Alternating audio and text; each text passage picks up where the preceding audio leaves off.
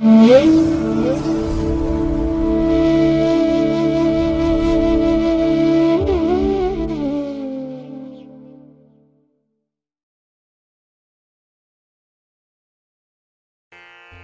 ಮಹಾಗಣಪತೇ ನಮಃ.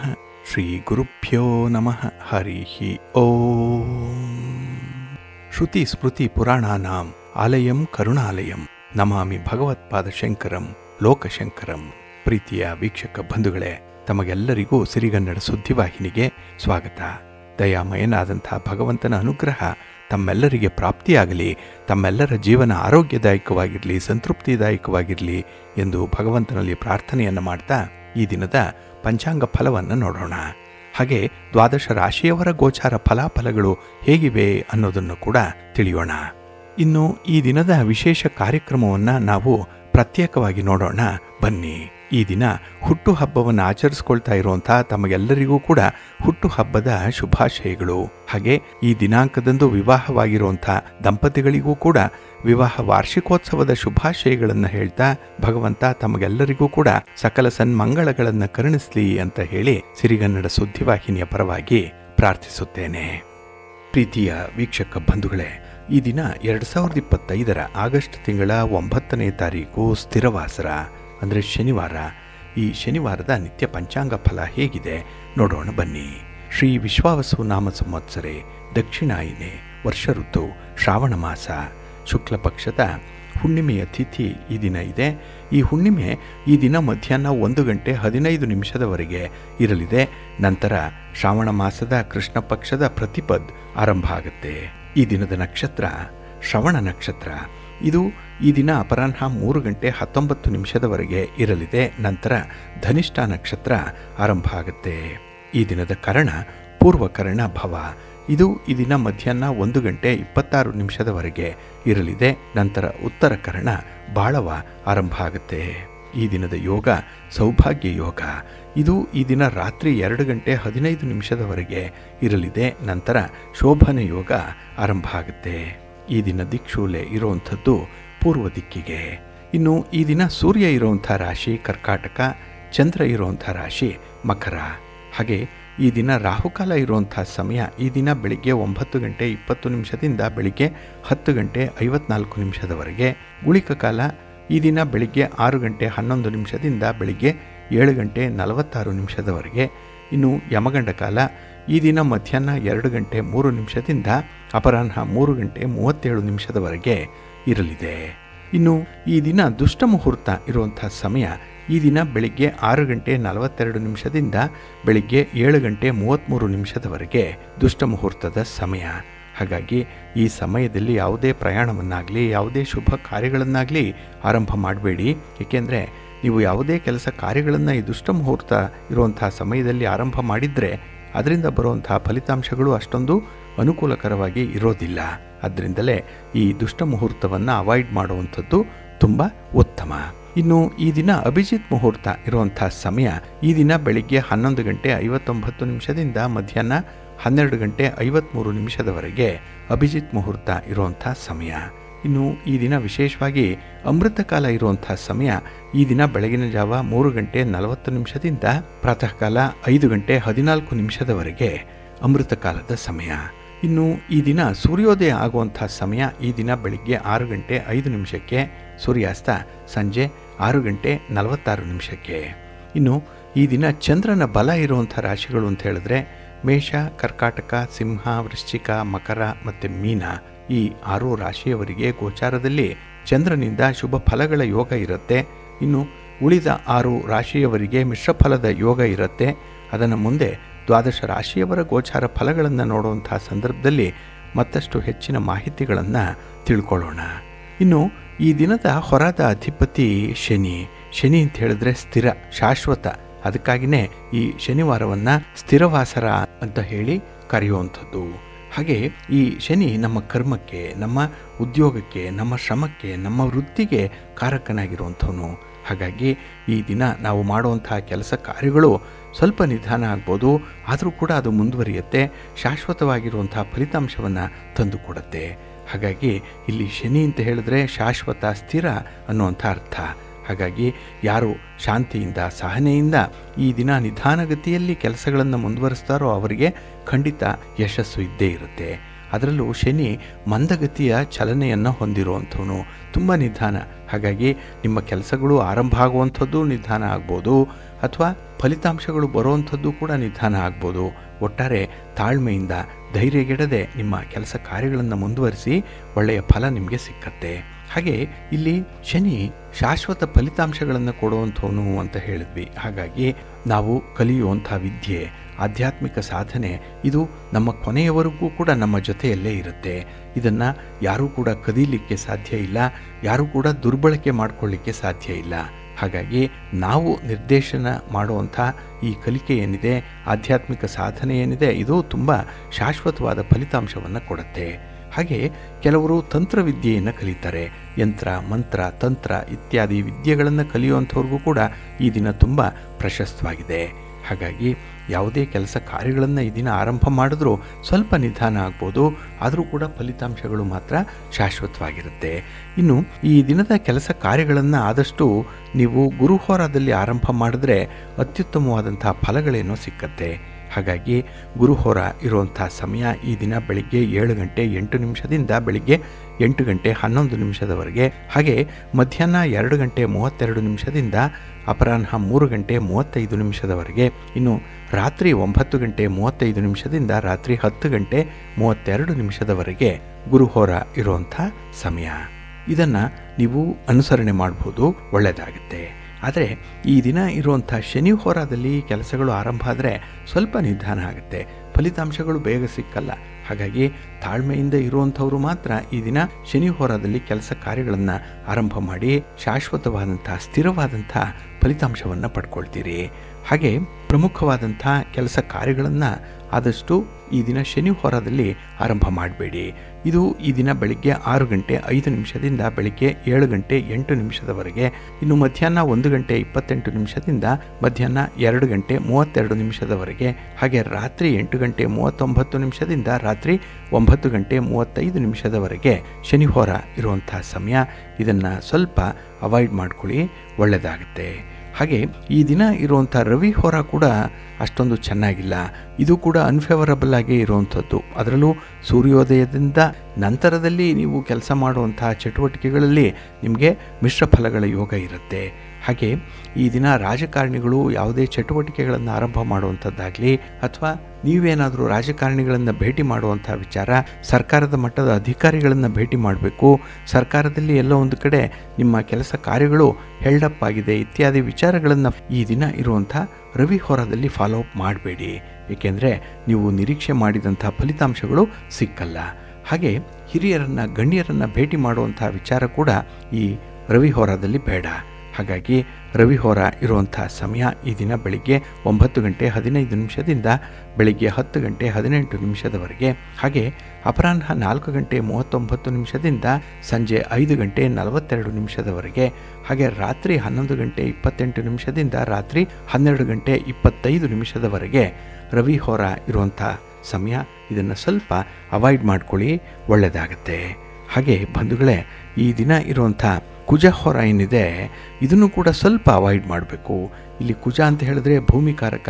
ಹಾಗಾಗಿ ಈ ಭೂಮಿಗೆ ಸಂಬಂಧಪಟ್ಟಂಥ ವ್ಯವಹಾರಗಳನ್ನು ಮಾಡುವಂಥವರು ರಿಯಲ್ ಎಸ್ಟೇಟ್ ಏಜೆಂಟ್ಸ್ ಇರ್ಬೋದು, ಅಥವಾ ನಿಮ್ಮ ಮನೆಯನ್ನು, ಸೈಟನ್ನು, ಜಮೀನನ್ನು ಮಾರಾಟ ಮಾಡುವಂಥದ್ದು, ಖರೀದಿ ಮಾಡುವಂಥ ಇಂಥ ಪ್ರಕ್ರಿಯೆಗಳೇನಾದರೂ ಇದ್ದರೆ ಅದನ್ನು ಕೂಡ ಆದಷ್ಟು ಈ ದಿನ ಇರುವಂಥ ಕುಜ ಹೋರದಲ್ಲಿ ಮಾಡಬೇಡಿ. ಇನ್ನು ಈ ಪೊಲೀಸ್ ಇಲಾಖೆಯಲ್ಲಿ, ಮಿಲಿಟರಿ ಇಲಾಖೆಯಲ್ಲಿ, ಅಗ್ನಿಶಾಮಕ ದಳ ಇತ್ಯಾದಿ ಇಲಾಖೆಗಳಲ್ಲಿ ಕೆಲಸ ಮಾಡುವಂಥವರು ಈ ದಿನ ಸ್ವಲ್ಪ ಜಾಗೃತರಾಗಿ ಇರಬೇಕಾಗತ್ತೆ. ಇನ್ನು ಈ ದಿನದಲ್ಲಿ ಯಾವುದೇ ಒಂದು ಕೇಸ್ಗಳನ್ನು ಫೈಲ್ ಮಾಡುವಂಥ ವಿಚಾರದಲ್ಲೂ ಕೂಡ ಸ್ವಲ್ಪ ತಾಳ್ಮೆಯಿಂದ ಇರಿ. ಹಾಗಾಗಿ ಈ ಪೇಷನ್ಸ್ ಅನ್ನುವಂಥದ್ದು, ತಾಳ್ಮೆ ಅನ್ನುವಂಥದ್ದು ಈ ದಿನ ನಿಮಗೆ ಬಹಳ ಮುಖ್ಯ. ಇದೊಂದಿದ್ದರೆ ಏನಾದರೂ ನೀವು ಸಾಧನೆ ಮಾಡಲಿಕ್ಕೆ ಸಾಧ್ಯವಾಗುತ್ತೆ. ಅದರ ಜೊತೆಗೆ ಈ ದಿನ ನೀವು ಒಳ್ಳೆಯ ಮುಹೂರ್ತದಲ್ಲಿ, ಒಳ್ಳೆಯ ಹೊರದಲ್ಲಿ ಕೆಲಸಗಳನ್ನು ಆರಂಭ ಮಾಡಿಬಿಟ್ರೆ ಉತ್ತಮವಾದಂಥ ಫಲಿತಾಂಶ ನಿಮಗೆ ಸಿಕ್ಕತ್ತೆ. ಅದಕ್ಕಾಗಿಯೇ ಸಿರಿಗನ್ನಡ ಸುದ್ದಿವಾಹಿನಿ ನಿತ್ಯ ಪ್ರಸಾರ ಮಾಡುವಂಥ ಈ ಪಂಚಾಂಗದ ವಿವರಗಳನ್ನು ಕೇಳಿಸ್ಕೊಳ್ಳಿ. ಇದರಲ್ಲಿ ನಿಮಗೆ ಬೇಕಾದಂಥ ಮಾಹಿತಿಗಳು ಸಿಕ್ಕತ್ತೆ. ಅದನ್ನು ಅನುಸರಣೆ ಮಾಡ್ತಾಯಿರಿ. ಖಂಡಿತ ನಿಮ್ಮ ಪ್ರಯತ್ನ ಯಶಸ್ವಿಯಾಗುತ್ತೆ. ನೀವು ಅಂದುಕೊಂಡಂತಹ ಫಲಿತಾಂಶವನ್ನು ಪಡ್ಕೊಳ್ಳಿಕ್ಕೂ ಕೂಡ ಇದರಿಂದ ಸಹಾಯಕವಾಗುತ್ತೆ, ಒಳ್ಳೆಯದಾಗುತ್ತೆ. ಪ್ರೀತಿಯ ಬಂಧುಗಳೇ, ಈ ದಿನ ಬಹಳ ವಿಶೇಷವಾಗಿರುವಂಥ ದಿನ. ಯಾಕೆಂದರೆ ಈ ದಿನ ಹುಣ್ಣಿಮೆ, ಅದರಲ್ಲೂ ಶ್ರಾವಣ ಮಾಸದ ಹುಣ್ಣಿಮೆ. ಹಾಗಾಗಿ ನಮ್ಮ ಧರ್ಮದಲ್ಲಿ ಶ್ರಾವಣ ಮಾಸದ ಹುಣ್ಣಿಮೆಗೆ ಹೆಚ್ಚಿನ ಪ್ರಾಮುಖ್ಯತೆಯನ್ನು ನೀಡಿರುವಂಥ ವಿಚಾರ ಇದೆ. ಏಕೆಂದರೆ ಈ ದಿನವನ್ನು ಧಾರ್ಮಿಕ ದೃಷ್ಟಿಕೋನದಿಂದ ಬಹಳ ಶುಭ ಮತ್ತು ಪುಣ್ಯ ಅಂತ ಹೇಳಿ ಪರಿಗಣಿಸಲ್ಪಟ್ಟಿರುವಂಥದ್ದು. ಈ ದಿನದಂದು ವಿಷ್ಣು, ಮಹಾಲಕ್ಷ್ಮಿ ಮತ್ತು ರುದ್ರನನ್ನು ಪೂಜಿಸುವಂಥ ಸಂಪ್ರದಾಯ ಇದೆ. ಈ ದಿನದಂದು ಯಾರು ಉಪವಾಸವನ್ನು ಮಾಡ್ತಾರೆ ಅಂಥವ್ರಿಗೆ ಈ ಹುಣ್ಣಿಮೆಯ ಫಲಗಳು ಬಹಳ ಬೇಗ ಸಿದ್ಧಿಸುತ್ತೆ ಅನ್ನುವಂಥದ್ದು ಇದೆ. ಇನ್ನು ಈ ಶ್ರಾವಣ ಮಾಸದ ಹುಣ್ಣಿಮೆಯನ್ನು ನೂಲು ಹುಣ್ಣಿಮೆ ಅಂತ ಹೇಳಿ ಕರೆಯುವಂಥದ್ದು ಇದೆ.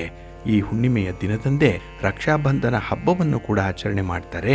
ಹಾಗೆ ಈ ದಿನ ಉಪಕರ್ಮ ಇರುವಂಥದ್ದು. ಋಗ್ವೇದಕ್ಕೆ, ಯಜುರ್ವೇದಕ್ಕೆ ಈ ದಿನ ಉಪಕರ್ಮ ಇದೆ. ಹಾಗಾಗಿ ಋಗ್ವೇದಿಗಳು, ಯಜುರ್ವೇದಿಗಳು ಈ ದಿನ ತಮ್ಮ ಜನಿವಾರವನ್ನು ಬದಲಾವಣೆ ಮಾಡಿಕೊಳ್ಳುವಂಥ ಸಂದರ್ಭ ಇದೆ.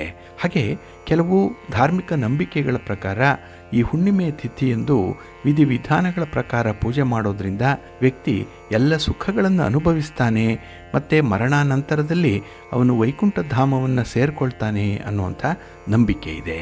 ಆದ್ದರಿಂದಲೇ ಈ ದಿನದಂದು ಮಾಡುವಂಥ ಕೆಲವೊಂದು ವಿಶೇಷ ಕಾರ್ಯಗಳಿಗೆ ತುಂಬ ಮಹತ್ವ ಇದೆ.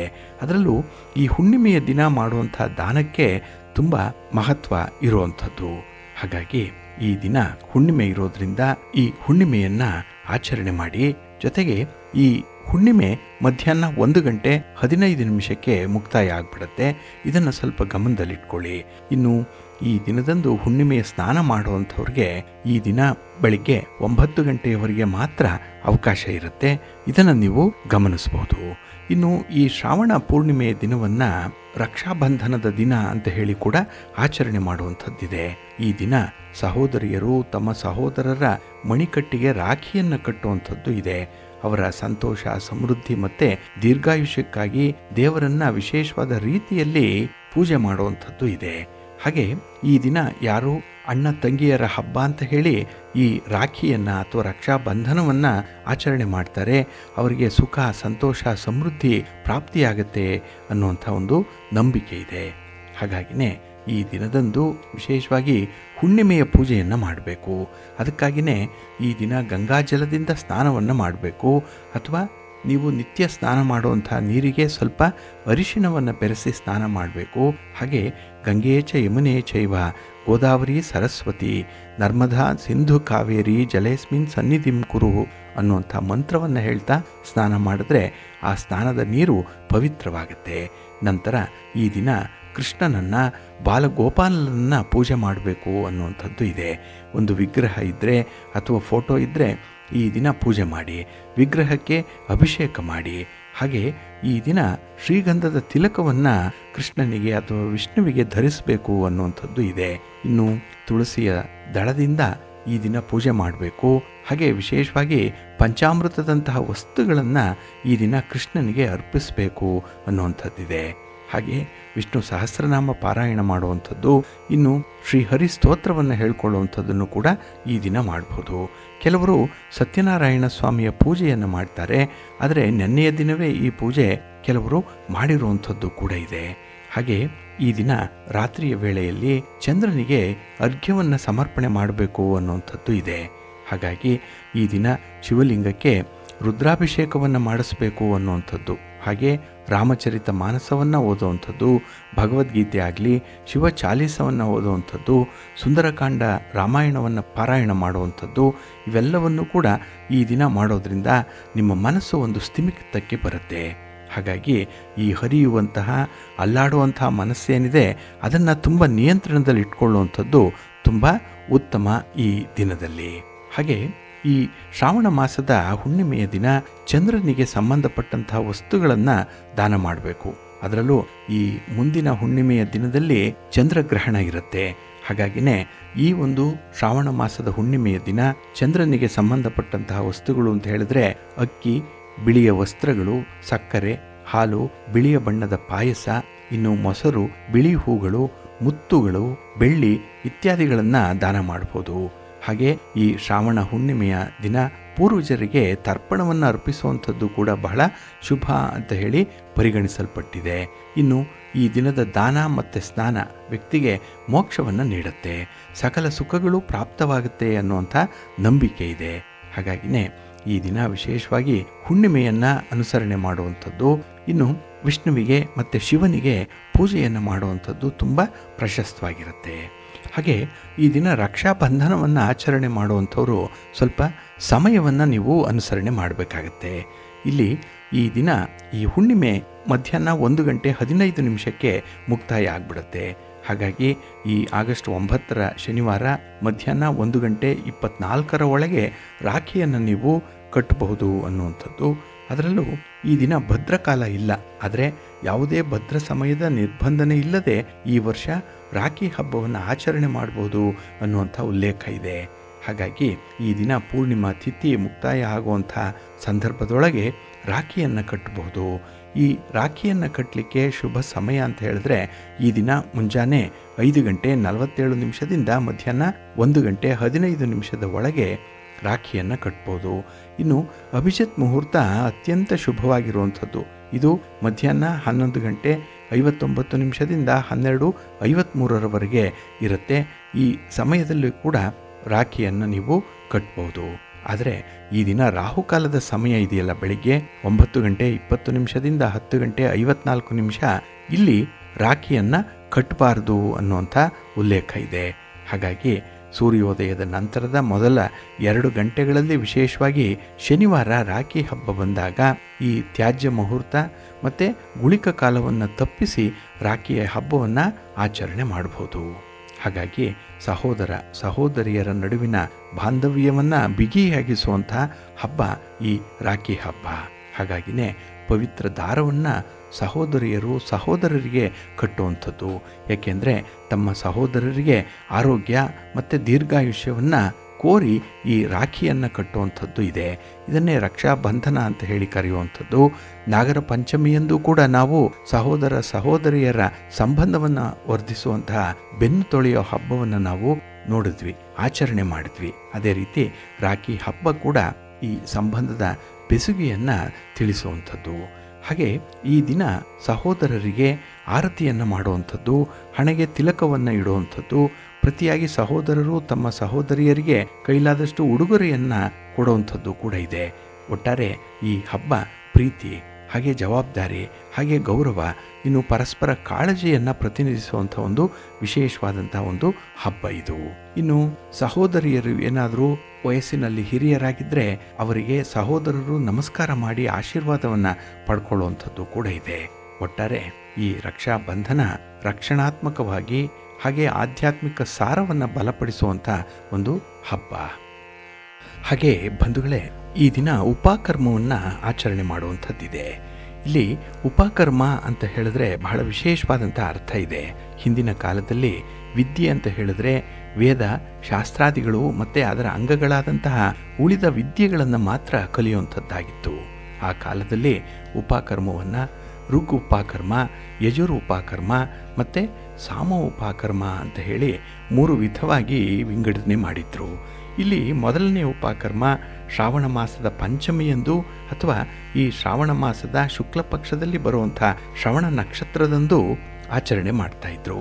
ಇನ್ನು ಶುಕ್ಲ ಪಕ್ಷದಲ್ಲಿ ಬರುವಂಥ ಶ್ರಾವಣ ಹುಣ್ಣಿಮೆ ಏನಿದೆ ಇದರಲ್ಲಿ 2ನೇ ಉಪಕರ್ಮವನ್ನು ಅಂದರೆ ಯಜುರ್ ಉಪಕರ್ಮವನ್ನು ಆಚರಣೆ ಮಾಡ್ತಾಯಿದ್ರು. ಇನ್ನು ಭಾದ್ರಪದ ಮಾಸದ ಶುಕ್ಲ ಪಕ್ಷದ ಹಸ್ತ ನಕ್ಷತ್ರದ ದಿನ ಈ 3ನೇ ಉಪಕರ್ಮವನ್ನು ಆಚರಣೆ ಮಾಡ್ತಾಯಿದ್ರು. ಹಾಗೆ ಸಾಮಾನ್ಯವಾಗಿ ಇಲ್ಲಿ ಉಪಕರ್ಮದ ದಿನ ಅಂತ ಹೇಳಿದ್ರೆ ಶ್ರಾವಣ ಹುಣ್ಣಿಮೆ. ಇಲ್ಲಿ ಉಪಕರ್ಮ ಅನ್ನುವಂಥ ಶಬ್ದದ ಮೂಲ ರೂಪ ಉಪಕರ್ಮನ್ ಅನ್ನುವಂಥದ್ದು. ಇಲ್ಲಿ ಉಪಕರ್ಮನ್ ಅಂತ ಹೇಳಿದ್ರೆ ಪ್ರಾರಂಭ ಅಥವಾ ಉಪಕ್ರಮ. ಇಲ್ಲಿ ಉಪಕ್ರಮ ಅಂತ ಹೇಳಿದ್ರೆ ಜ್ಞಾನದ ಕುರಿತಾಗಿ ಉಪಕ್ರಮಿಸುವಂಥದ್ದು, ಜ್ಞಾನದ ಮಾರ್ಗದೆಡೆಗೆ ಚಲಿಸುವಂಥದ್ದು ಅನ್ನುವಂಥ ಒಂದು ಅರ್ಥ ಬರುತ್ತೆ. ಹಾಗೆ ಈ ಶ್ರಾವಣ ಮಾಸದಲ್ಲಿ ಹೋಮಪೂರ್ವಕವಾಗಿ ಜ್ಞಾನ ಸ್ವೀಕಾರವನ್ನು ಆರಂಭ ಮಾಡುವಂಥದ್ದು. ಇಲ್ಲಿ ಯಾವುದೇ ಶುಭ ಕಾರ್ಯಗಳನ್ನು ಮಾಡುವ ಮೊದಲು ಭಗವಂತನ ಅನುಗ್ರಹಕ್ಕೋಸ್ಕರ ಪೂಜಾದಿ ಹವನಾದಿ ಹೋಮಗಳನ್ನು ಮಾಡ್ತೇವೆಯೋ ಅದೇ ರೀತಿ ಈ ಜೀವಿಯ ಸುಂದರವಾಗಿ ಸಂಸ್ಕಾರಯುತನಾಗಿ ಬದುಕೋದಕ್ಕೋಸ್ಕರ ಕೂಡ ಜ್ಞಾನಾರ್ಜನೆ ಮಾಡಲಿಕ್ಕಾಗಿಯೇ ಈ ಹವನವನ್ನು ಮಾಡಿ, ಹೋಮವನ್ನು ಮಾಡಿ ಈ ದೇವತೆಗಳ ಮತ್ತು ಋಷಿಗಳ ಪೂಜೆಯನ್ನು ಮಾಡುವಂಥದ್ದು, ತರ್ಪಣವನ್ನು ಕೊಡುವಂಥದ್ದು, ದಾನ, ಉಪವೀತ ಧಾರಣೆ, ಇದನ್ನೇ ಉಪಕರ್ಮ ಅಂತ ಹೇಳಿ ಕರೆದ್ರು. ಹಾಗಾಗಿ ಇಲ್ಲಿ ಒಳ್ಳೆಯ ಜ್ಞಾನಾರ್ಜನೆಗೆ ಮಾಡುವಂಥ ಒಂದು ನಾಂದಿಯ ದಿನ, ಆರಂಭದ ದಿನ ಅಂತ ಹೇಳಿ ಉಪಕರ್ಮವನ್ನು ನಾವು ಅರ್ಥೈಸ್ಬೋದು. ಇಲ್ಲಿ ಈ ಉಪಕರ್ಮವನ್ನು ಪ್ರತಿ ವರ್ಷ ಯಾಕೆ ಆಚರಣೆ ಮಾಡಬೇಕು ಅಂತ ಹೇಳಿದ್ರೆ, ಇಲ್ಲಿ ಅಧ್ಯಯನಕ್ಕೆ ಕೊನೆ ಅನ್ನುವಂಥದ್ದು ಇರಲ್ಲ. ಹಾಗಾಗಿ ಪ್ರತಿ ವರ್ಷವೂ ಕೂಡ ಈ ಸಂಸ್ಕಾರವನ್ನು ನಾವು ಮಾಡಿಕೊಳ್ಬೇಕು. ಆ ಧರ್ಮದ ಅನುಸಾರವಾಗಿ ಉಪಕರ್ಮವನ್ನು ಮಾಡೋದರಿಂದ ಉಪಕರಣವಾಗುತ್ತೆ. ಉಪಕರಣ ಅಂತ ಹೇಳಿದ್ರೆ ಸಂಸ್ಕಾರಪೂರ್ವಕವಾಗಿ ಅಧ್ಯಯನ ಮಾಡುವಂಥ ಅಧಿಕಾರದ ಪ್ರಾಪ್ತಿ ಉಂಟಾಗುತ್ತೆ. ಹಾಗಾಗಿ ನಾವು ವಿಶೇಷವಾಗಿ ಉಪಕರ್ಮದ ದಿನ ಉಪವೀತ ಧಾರಣೆಯನ್ನು ಮಾಡಬೇಕು. ಇಲ್ಲಿ ಉಪವೀತ ಅಂತ ಹೇಳಿದ್ರೆ ಜನಿವಾರ. ಹಾಗೆ ಆ ಜನಿವಾರವನ್ನು ಯಾರೋ ಹಾಕ್ಕೊಳ್ಳಲ್ಲ. ಅಂಥವರು ಪುರುಷರು ಬಲಗೈಗೆ ಮತ್ತು ಸ್ತ್ರೀಯರು ಎಡಗೈಗೆ ಅರಿಶಿನಯುಕ್ತವಾದಂತಹ ದಾರವನ್ನು ಧರಿಸ್ಕೊಳ್ಬೋದು ಅನ್ನುವಂಥದ್ದು ಇದೆ. ಏಕೆಂದರೆ ಅವರು ಜ್ಞಾನ ಸಂಪಾದನೆ ಮಾಡಲಿಕ್ಕೆ ಹೋಗ್ತಾ ಇದ್ದಾರೆ. ಇದು ನಾಂದಿ ಅಂದರೆ ಮೊದಲ ದಿನ. ಹಾಗಾಗಿ ಈ ದಿನದಂದು ಅರಿಶಿನದ ದಾರದಿಂದ ನಾವು ನಮ್ಮ ಮಣಿಕಟ್ಟಿಗೆ ಕಟ್ಕೊಳ್ಳೋದ್ರಿಂದ ಅಥವಾ ಜನಿವಾರವನ್ನು ಧರಿಸೋದ್ರಿಂದ ನಮ್ಮಲ್ಲಿ ಒಂದು ತೇಜಸ್ಸು ಉಂಟಾಗುತ್ತೆ. ಹಾಗೆ ನಾವು ಮುಂದೆ ಜ್ಞಾನ ಸಂಪಾದನೆಗೆ ಹೋಗುವಂಥ ಮಾರ್ಗದಲ್ಲಿ ಇದ್ದಂತಹ ಅಡ್ಡಿ ಆತಂಕಗಳು ನಿವಾರಣೆಯಾಗುತ್ತೆ. ಗುರುಬಲ ನಮಗೆ ಸಿಕ್ಕತ್ತೆ. ಹಾಗಾಗಿ ಗುರುವಿನ ಮಾರ್ಗದರ್ಶನದಲ್ಲಿ ನಾವು ಹೊಸ ಸಂಸ್ಕಾರವನ್ನು ಪಡ್ಕೊಳ್ಬೋದು, ಹೊಸ ವಿದ್ಯೆಯನ್ನು ಗಳಿಸ್ಕೊಳ್ಬೋದು. ಹಾಗಾಗಿ ಎಲ್ಲೂ ಕೂಡ ಹೊಸ ಜ್ಞಾನ ಸಂಪಾದನೆಯ ಸಂದರ್ಭದಲ್ಲಿ ನಾವು ವಿಶೇಷವಾದಂತಹ ಪೂಜೆಯೊಂದಿಗೆ ಆರಂಭ ಮಾಡುವಂಥದ್ದನ್ನು ನೀವು ಕೇಳಿದ್ದೀರಿ. ಹಾಗಾಗಿ ಈ ಉಪಕರ್ಮದ ದಿನ ಪ್ರಾತಃ ಕಾಲದಲ್ಲಿ ಅಕ್ಕಿಯಿಂದ ಮಾಡಿದ ಆಹಾರವನ್ನು ಮತ್ತು ಆ ದಿನಪೂರ್ತಿ ಈರುಳ್ಳಿ ಬೆಳ್ಳುಳ್ಳಿ ಯುಕ್ತವಾದಂತಹ ಆಹಾರವನ್ನು ಸ್ವೀಕರಿಸಬಾರ್ದು ಅನ್ನುವಂಥದ್ದು ಇದೆ. ಹಾಗೆ ಈ ದಿನ ರಾತ್ರಿ ಭೋಜನ ನಿಷೇಧ. ರಾತ್ರಿಯ ವೇಳೆ ಫಲಾಹಾರವನ್ನು ಮಾಡುವಂಥದ್ದು ಉತ್ತಮ. ಇದು ನಮ್ಮ ಸನಾತನ ಋಷಿ ಸಂಕುಲಕ್ಕೆ ಅರ್ಪಿಸುವಂಥ ಗೌರವವಾದ್ದರಿಂದ ಈ ಉಪಕರ್ಮವನ್ನು ಪ್ರತಿಯೊಬ್ಬರೂ ಅನುಸರಣೆ ಮಾಡಿ ತಮ್ಮ ಹೊಸ ಜ್ಞಾನ ಸಂಪಾದನೆಗೆ ಪ್ರಾರಂಭ ಮಾಡಬೇಕು ಅನ್ನುವಂಥದ್ದು ಇದೆ. ಇನ್ನು ಈ ದಿನದಲ್ಲಿ ಈ ಉಪವೀತವನ್ನು ಅಥವಾ ಜನಿವಾರವನ್ನು ಧರಿಸುವಂಥವರು ಹೋಮ ಹವನಗಳನ್ನು ಮಾಡಿ ಮಂತ್ರ ಸಹಿತವಾಗಿ ಜನಿವಾರವನ್ನು ಧರಿಸ್ತಾರೆ. ಬ್ರಹ್ಮಚಾರಿಗಳು 3 ಎಳೆಯ ಜನಿವಾರವನ್ನು, ಗೃಹಸ್ಥರು 6 ಅಥವಾ 9 ಎಳೆಯ ಜನಿವಾರಗಳನ್ನು ಹಾಕಿಕೊಂಡ್ರೆ ಉಪಕರ್ಮ ಸಂಪನ್ನವಾಗುತ್ತೆ. ಇನ್ನು ಈ ದಿನ ದೇವರಿಗೂ ಕೂಡ ನೂತನ ಜನಿವಾರವನ್ನು ಹಾಕ್ತಾರೆ. ಜನಿವಾರವನ್ನು ಯಜ್ಞೋಪವೀತ ಅಂತ ಹೇಳಿ ಕರೆಯುವಂಥದ್ದು, ಗಾಯತ್ರಿ ಅಂತ ಹೇಳಿ ಕರೀತಾರೆ. ಗಾಯತ್ರಿ ಮಂತ್ರವನ್ನು ಜಪ ಮಾಡ್ತಾ ಜನಿವಾರವನ್ನು ಧರಿಸುವಂಥದ್ದು ಕ್ರಮ. ಹಾಗಾಗಿ ಈ ಸಮಾರಂಭವನ್ನು ಜನಿವಾರದ ಹಬ್ಬ ಅಂತಲೇ ಕೆಲವರು ಕರೆಯುವಂಥದ್ದು ಕೂಡ ಇದೆ. ಹಾಗೆ ಇಲ್ಲಿ ಬ್ರಾಹ್ಮಣರ ಜೊತೆಗೆ ಇತರ ಅನೇಕ ಸಮಾಜಗಳ ಜನರೂ ಕೂಡ ಯಜ್ಞೋಪವೀತವನ್ನು ಧರಿಸುವಂಥದ್ದನ್ನು ನೀವು ಕೇಳಿರ್ಬೋದು. ಇಲ್ಲಿ ಉಪಕರ್ಮ ಅಂತ ಹೇಳಿದ್ರೆ ಪ್ರಾರಂಭ, ಉಪಕ್ರಮ ಅನ್ನುವಂಥದ್ದು. ಹಾಗಾಗಿನೇ ಉಪಕ್ರಮಿಸು ಅಂತ ಹೇಳಿದ್ರೆ ನಿಧಾನವಾಗಿ ಸಂಸ್ಕಾರದತ್ತ ಚಲಿಸು ಅನ್ನುವಂಥ ಒಂದು ಅರ್ಥ ಇದೆ. ಹಾಗಾಗಿ ಈ ದಿನ ಯಜ್ಞೋಪವೀತವನ್ನು ಧರಿಸಿ ಸಂಧ್ಯಾವಂದನೆಯನ್ನು ಮಾಡಬೇಕು. ಅದರಲ್ಲೂ ತ್ರಿಕಾಲ ಸಂಧ್ಯಾವಂದನೆಯನ್ನು ಮಾಡಬೇಕು ಅನ್ನುವಂಥದ್ದು ಇದೆ. ಹಾಗೆ ಇಲ್ಲಿ ಉಪನಯನ ಅಂತ ಹೇಳಿದ್ರೆ, ನಯನ ಅಂದರೆ ಕಣ್ಣು, ಉಪ ಅಂತ ಹೇಳಿದ್ರೆ ಜೊತೆಯಲ್ಲಿರುವಂಥದ್ದು. ಇದು 3ನೆಯ ಕಣ್ಣಿದು. ಹಾಗಾಗಿ ಹೊರಗಿನ ಪ್ರಪಂಚದ ಜ್ಞಾನವನ್ನಷ್ಟೇ ಅಲ್ಲ, ನಮ್ಮ ಬಗ್ಗೆ ನಮ್ಮ ಆಂತರ್ಯದ ಕಣ್ಣನ್ನು ತೆರೆಸತ್ತೆ ಈ ಉಪಕರ್ಮ ಅನ್ನುವಂಥ ಒಂದು ಉಲ್ಲೇಖ ಇದೆ. ಹಾಗಾಗಿನೇ ಈ ದಿನ ಗಾಯತ್ರಿ ಮಂತ್ರವನ್ನು ಜಪ ಮಾಡಬೇಕು. ಇದು ಬಹಳ ಶ್ರೇಷ್ಠ. ಹಾಗೆ ಇಲ್ಲಿ ಬ್ರಹ್ಮ ತನ್ನ 4 ಮುಖಗಳಿಂದ 4 ವೇದಗಳನ್ನು ಬಿತ್ತರಿಸಿದ ಅನ್ನುವಂಥ ಒಂದು ಉಲ್ಲೇಖ ಇದೆ. ಹಾಗಾಗಿ ಇಲ್ಲಿ ಪ್ರಾಚೀನ ಋಷಿ ಮಹರ್ಷಿಗಳೆಲ್ಲರೂ ಕೂಡ ಈ ಗಾಯತ್ರಿ ಮಂತ್ರದ ಮಹತ್ವವನ್ನು ಸಾಕ್ಷಾತ್ಕರಿಸಿಕೊಂಡಿದ್ರು, ದೈವಿ ಅನುಭವವನ್ನು ಪಡ್ಕೊಂಡಿದ್ರು. ಇದು ಸರ್ವ ಮಂತ್ರಗಳಲ್ಲಿಯೂ ಕೂಡ ಶ್ರೇಷ್ಠವಾದಂತಹ ಮಂತ್ರ. ಗಾಯತ್ರಿ ಜಪದಿಂದ ಆಯಸ್ಸು, ವಿದ್ಯೆ, ಸಂತಾನ, ಕೀರ್ತಿ, ಲಾಭ ಮತ್ತು ಬ್ರಹ್ಮ ತೇಜಸ್ಸು ಪ್ರಾಪ್ತವಾಗುತ್ತೆ. ಯಾವುದೇ ದುರ್ಗುಣಗಳಿದ್ರೂ ಕೂಡ ಅದು ದೂರವಾಗುತ್ತೆ. ನಮ್ಮಲ್ಲಿ ಒಂದು ಸಂಯಮ, ಸತ್ಯನಿಷ್ಠೆ, ಧರ್ಮಶ್ರದ್ಧೆ ಮೊದಲಾದ ಸದ್ಗುಣಗಳನ್ನು ಬೆಳೆಸ್ಕೊಳ್ಳಿಕ್ಕೆ ಇದು ಸಹಕಾರಿಯಾಗಿರುತ್ತೆ ಅನ್ನುವಂಥ ಒಂದು ನಂಬಿಕೆ ಇದೆ. ಆದ್ದರಿಂದಲೇ ಈ ದಿನ ಗಾಯತ್ರಿ ದೇವಿಯ ಅನುಗ್ರಹದಿಂದ ಭಗವಂತನ ಸ್ವರೂಪವನ್ನು ನಾವು ಅರ್ಥ ಮಾಡಿಕೊಳ್ಬೋದು. ಹಾಗೆ ಜಗನ್ಮಾತೆಯ ರೂಪದಲ್ಲಿ ಗಾಯತ್ರಿ ಮಾತೆಯನ್ನು ಈ ದಿನ ಉಪಾಸನೆ ಮಾಡಬೇಕು. ಸಮಸ್ತ ನಾರಿ ಲೋಕದ ಬಗೆಗೂ ಕೂಡ ಪವಿತ್ರವಾದಂತಹ ಸದ್ಭಾವನೆ ಮೂಡುವಂಥದ್ದು ಈ ಒಂದು ಕಾರಣಕ್ಕಾಗಿಯೇ. ಹಾಗಾಗಿ ಗಾಯತ್ರಿ ಮಂತ್ರ ಸಕಲ ಸದ್ಭಕ್ತರಿಗೆ ಕಲ್ಪತರು ಆಗಿರುವಂಥದ್ದು, ಇಷ್ಟಾರ್ಥಗಳನ್ನು ಪೂರೈಸುತ್ತೆ. ಜೊತೆಗೆ ಆತ್ಮ ಕಲ್ಯಾಣವನ್ನಾಗಲಿ ಲೋಕ ಕಲ್ಯಾಣವನ್ನಾಗಲಿ ಮಾಡಲಿಕ್ಕೆ ಈ ಮಹಾಮಂತ್ರ ನಮಗೆ ವರದಾನವಾಗಿ ಇರುವಂಥದ್ದು. ಇನ್ನು ಈ ಗಾಯತ್ರಿ ಮಹಾತ್ಮೆಯನ್ನು ಕೊಂಡಾಡುವಂಥ ಉಪಕರ್ಮದ ದಿನವನ್ನು ನೂಲು ಹುಣ್ಣಿಮೆ ಅಥವಾ ರಕ್ಷಾ ಹುಣ್ಣಿಮೆ ಅಂತ ಹೇಳಿ ಕರೆಯುವಂಥದ್ದು ಇದೆ. ಹಾಗಾಗಿ ಈ ದಿನದ ಉಪಕರ್ಮ, ಈ ದಿನದ ರಕ್ಷಾಬಂಧನ ವಿಶೇಷವಾಗಿ ತಮ್ಮಲ್ಲಿ ಒಂದು ಬದಲಾವಣೆಯನ್ನು ತರಲಿ. ನಿಮ್ಮ ಉದ್ದೇಶಿತ ಗುರಿ ಈಡೇರಲಿ. ನೀವು ಜೀವನದಲ್ಲಿ ಅಂದುಕೊಂಡಿರುವಂತಹ ಕೆಲಸ ಕಾರ್ಯಗಳನ್ನು ಮಾಡಲಿಕ್ಕೆ ನಿಮಗೆ ಹೊಸದಾದ ಜ್ಞಾನ ಸಂಪಾದನೆ ಆಗಲಿ, ಹೊಸ ಮಾರ್ಗೋಪಾಯ ಸಿಕ್ಕಲಿ ಅಂತ ಹೇಳಿ ಈ ದಿನ ಮಹಾವಿಷ್ಣುವನ್ನ, ಮಹಾಲಕ್ಷ್ಮಿಯನ್ನ, ಮಹಾಶಿವನನ್ನ, ಪಾರ್ವತಿ ಮಾತೆಯನ್ನ ಆರಾಧನೆ ಮಾಡೋಣ. ತಮಗೆಲ್ಲರಿಗೂ ಕೂಡ ಒಳ್ಳೆಯದಾಗಲಿ. ಪ್ರೀತಿಯ ಬಂಧುಗಳೇ, ಇನ್ನು ಮುಂದೆ ದ್ವಾದಶ ರಾಶಿಯವರ ಗೋಚಾರ ಫಲಗಳು ಹೇಗಿವೆ ನೋಡೋಣ ಬನ್ನಿ. ಮೊದಲಿಗೆ ಮೇಷರಾಶಿ. ಮೇಷರಾಶಿಯವರಿಗೆ ಈ ದಿನ ಗ್ರಹಗತಿಗಳು ತುಂಬ ಫೇವರಬಲ್ ಆಗಿ ಇರುವಂಥದ್ದು. ಹಾಗಾಗಿಯೇ ಕೈಗೊಂಡಂತಹ ಕೆಲಸ ಕಾರ್ಯಗಳು ಬಹಳ ವಿಶೇಷ ರೀತಿಯಲ್ಲಿ ಮುಂದುವರಿಯುತ್ತೆ. ಅದರಲ್ಲೂ ಈ ದಿನದಲ್ಲಿ ನಿಮ್ಮ ಒಂದು ವೈಯಕ್ತಿಕ ವಿಚಾರದಲ್ಲಿ, ಸ್ವಂತ ಹಿತಾಸಕ್ತಿಗಳ ವಿಚಾರದಲ್ಲಿ ತುಂಬ ಆಸಕ್ತಿ ಇರುತ್ತೆ. ಹಾಗಾಗಿ ಈ ದಿನದಲ್ಲಿ ತಪ್ಪು ತಿಳುವಳಿಕೆಗಳಿದ್ದರೆ, ಭಿನ್ನಾಭಿಪ್ರಾಯಗಳಿದ್ದರೆ ಅದನ್ನು ಬಗೆಹರಿಸಿಕೊಂಡು ಮುಂದುವರಿಯುವಂಥ ಒಂದು ವಿವೇಚನೆ ಇದೆ. ಹಾಗಾಗಿ ಈ ದಿನ ನಿಮ್ಮ ಯಶಸ್ಸು ಬಹಳ ಬೇಗ ನಿಮ್ಮ ಕೈ ಸೇರುವಂಥದ್ದು, ಬಹಳ ಹತ್ತಿರದಲ್ಲೇ ಇರುವಂಥದ್ದು. ಹಾಗೆ ಈ ದಿನ ನಿಮ್ಮ ಬಂಧುಗಳಿಂದ ವಿಶೇಷವಾಗಿ ಒಂದು ಸಹಾಯ ಸಹಕಾರವನ್ನು ಪಡ್ಕೊಳ್ಳುವಂಥದ್ದು ಕೂಡ ಇದೆ. ಇನ್ನು ಯಾವುದೇ ರೀತಿಯ ಪ್ರಯತ್ನದಲ್ಲಾಗಲಿ, ಯಾವುದೇ ರೀತಿಯ ವಸ್ತು ಖರೀದಿಗಳಲ್ಲಾಗಲಿ ನಿಮಗೆ ತುಂಬ ಲಾಭಾಂಶ ಈ ದಿನ ಕಾಣಿಸುತ್ತೆ.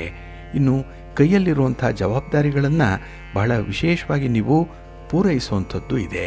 ಅದಕ್ಕೆ ಈ ಸೆನ್ಸ್ ಆಫ್ ರೆಸ್ಪಾನ್ಸಿಬಿಲಿಟಿ ಅಂತ ಹೇಳುವಂಥದ್ದು, ಅದು ಈ ದಿನ ನಿಮಗೆ 100ಕ್ಕೆ 100ರಷ್ಟು ವರ್ಕೌಟ್ ಆಗುತ್ತೆ.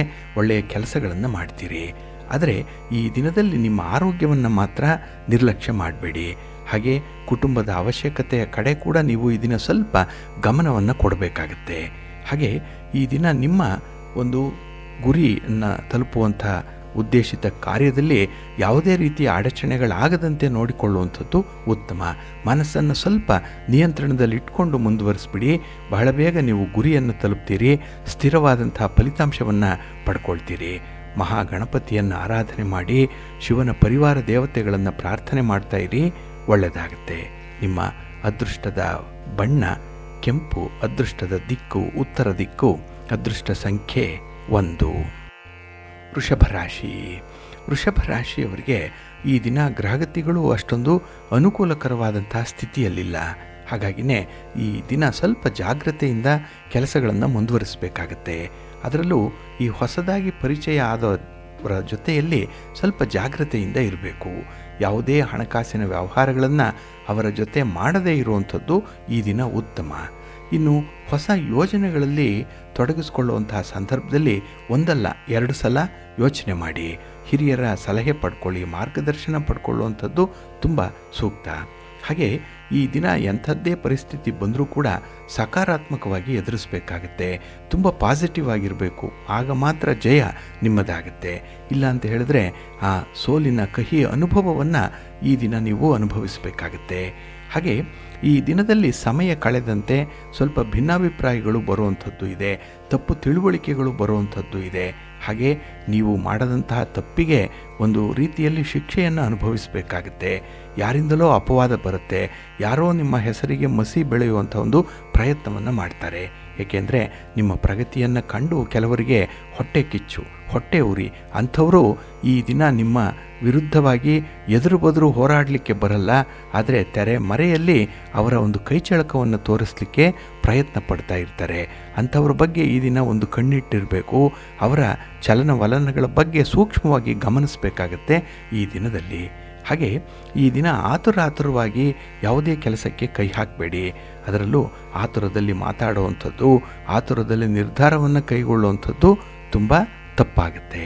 ಹಾಗೆ ಈ ದಿನ ಮಾನಸಿಕ ಆಲೋಚನೆಗಳೇ ನಿಮ್ಮನ್ನು ತೊಂದರೆಗೆ ಸಿಲುಕಿಸುವಂಥದ್ದು. ಯಾವುದೋ ಒಂದು ಸಣ್ಣ ವಿಚಾರ ಬಹಳ ದೊಡ್ಡದಾಗಿ ನಿಮ್ಮ ತಲೆಯನ್ನು ತಿನ್ನುತ್ತೆ. ಹಾಗಾಗಿ ನಿಮ್ಮ ಸಮಯ, ಶ್ರಮ, ಆರೋಗ್ಯ ಎಲ್ಲವೂ ಕೂಡ ಹದಗೆಡುವಂಥದ್ದು ಈ ಒಂದು ಚಿಂತೆಯಿಂದ. ಹಾಗೆ ಈ ದಿನ ಆದಾಯಕ್ಕೆ ಮೀರಿದಂಥ ಖರ್ಚುಗಳು ಕೂಡ ಇರುತ್ತೆ.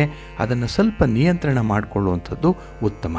ಹಾಗೆ ಯಾವುದೇ ಸಂದರ್ಭದಲ್ಲಿ ಈ ದಿನದಲ್ಲಿ ಈ ಸಾಲದ ಪ್ರಯತ್ನವನ್ನು ಮಾತ್ರ ಮಾಡಬೇಡಿ. ನಿಮ್ಮ ಇಷ್ಟ ದೇವರನ್ನು ಆರಾಧನೆ ಮಾಡಿಕೊಳ್ಳಿ, ಮಹಾಲಕ್ಷ್ಮಿಯನ್ನು ಪ್ರಾರ್ಥನೆ ಮಾಡಿಕೊಳ್ಳಿ, ಮಹಾವಿಷ್ಣುವನ್ನು ದರ್ಶನ ಮಾಡಿಕೊಳ್ಳಿ, ಒಳ್ಳೆಯದಾಗುತ್ತೆ. ನಿಮ್ಮ ಅದೃಷ್ಟದ ಬಣ್ಣ ಕೆಂಪು, ಅದೃಷ್ಟದ ದಿಕ್ಕು ಈಶಾನ್ಯ ದಿಕ್ಕು, ಅದೃಷ್ಟ ಸಂಖ್ಯೆ 2. ಮಿಥುನ ರಾಶಿ. ಮಿಥುನ ರಾಶಿಯವರಿಗೂ ಕೂಡ ಈ ದಿನದಲ್ಲಿ ಮಿಶ್ರ ಫಲಗಳ ಯೋಗ ಇರುವಂಥದ್ದು. ಹಾಗಾಗಿನೇ ಈ ದಿನ ಪ್ರಮುಖವಾದಂಥ ಕೆಲಸ ಕಾರ್ಯಗಳನ್ನು ಕೈಗೊಳ್ಳುವಂಥದ್ದು ಅಷ್ಟೊಂದು ಸೂಕ್ತ ಅಲ್ಲ.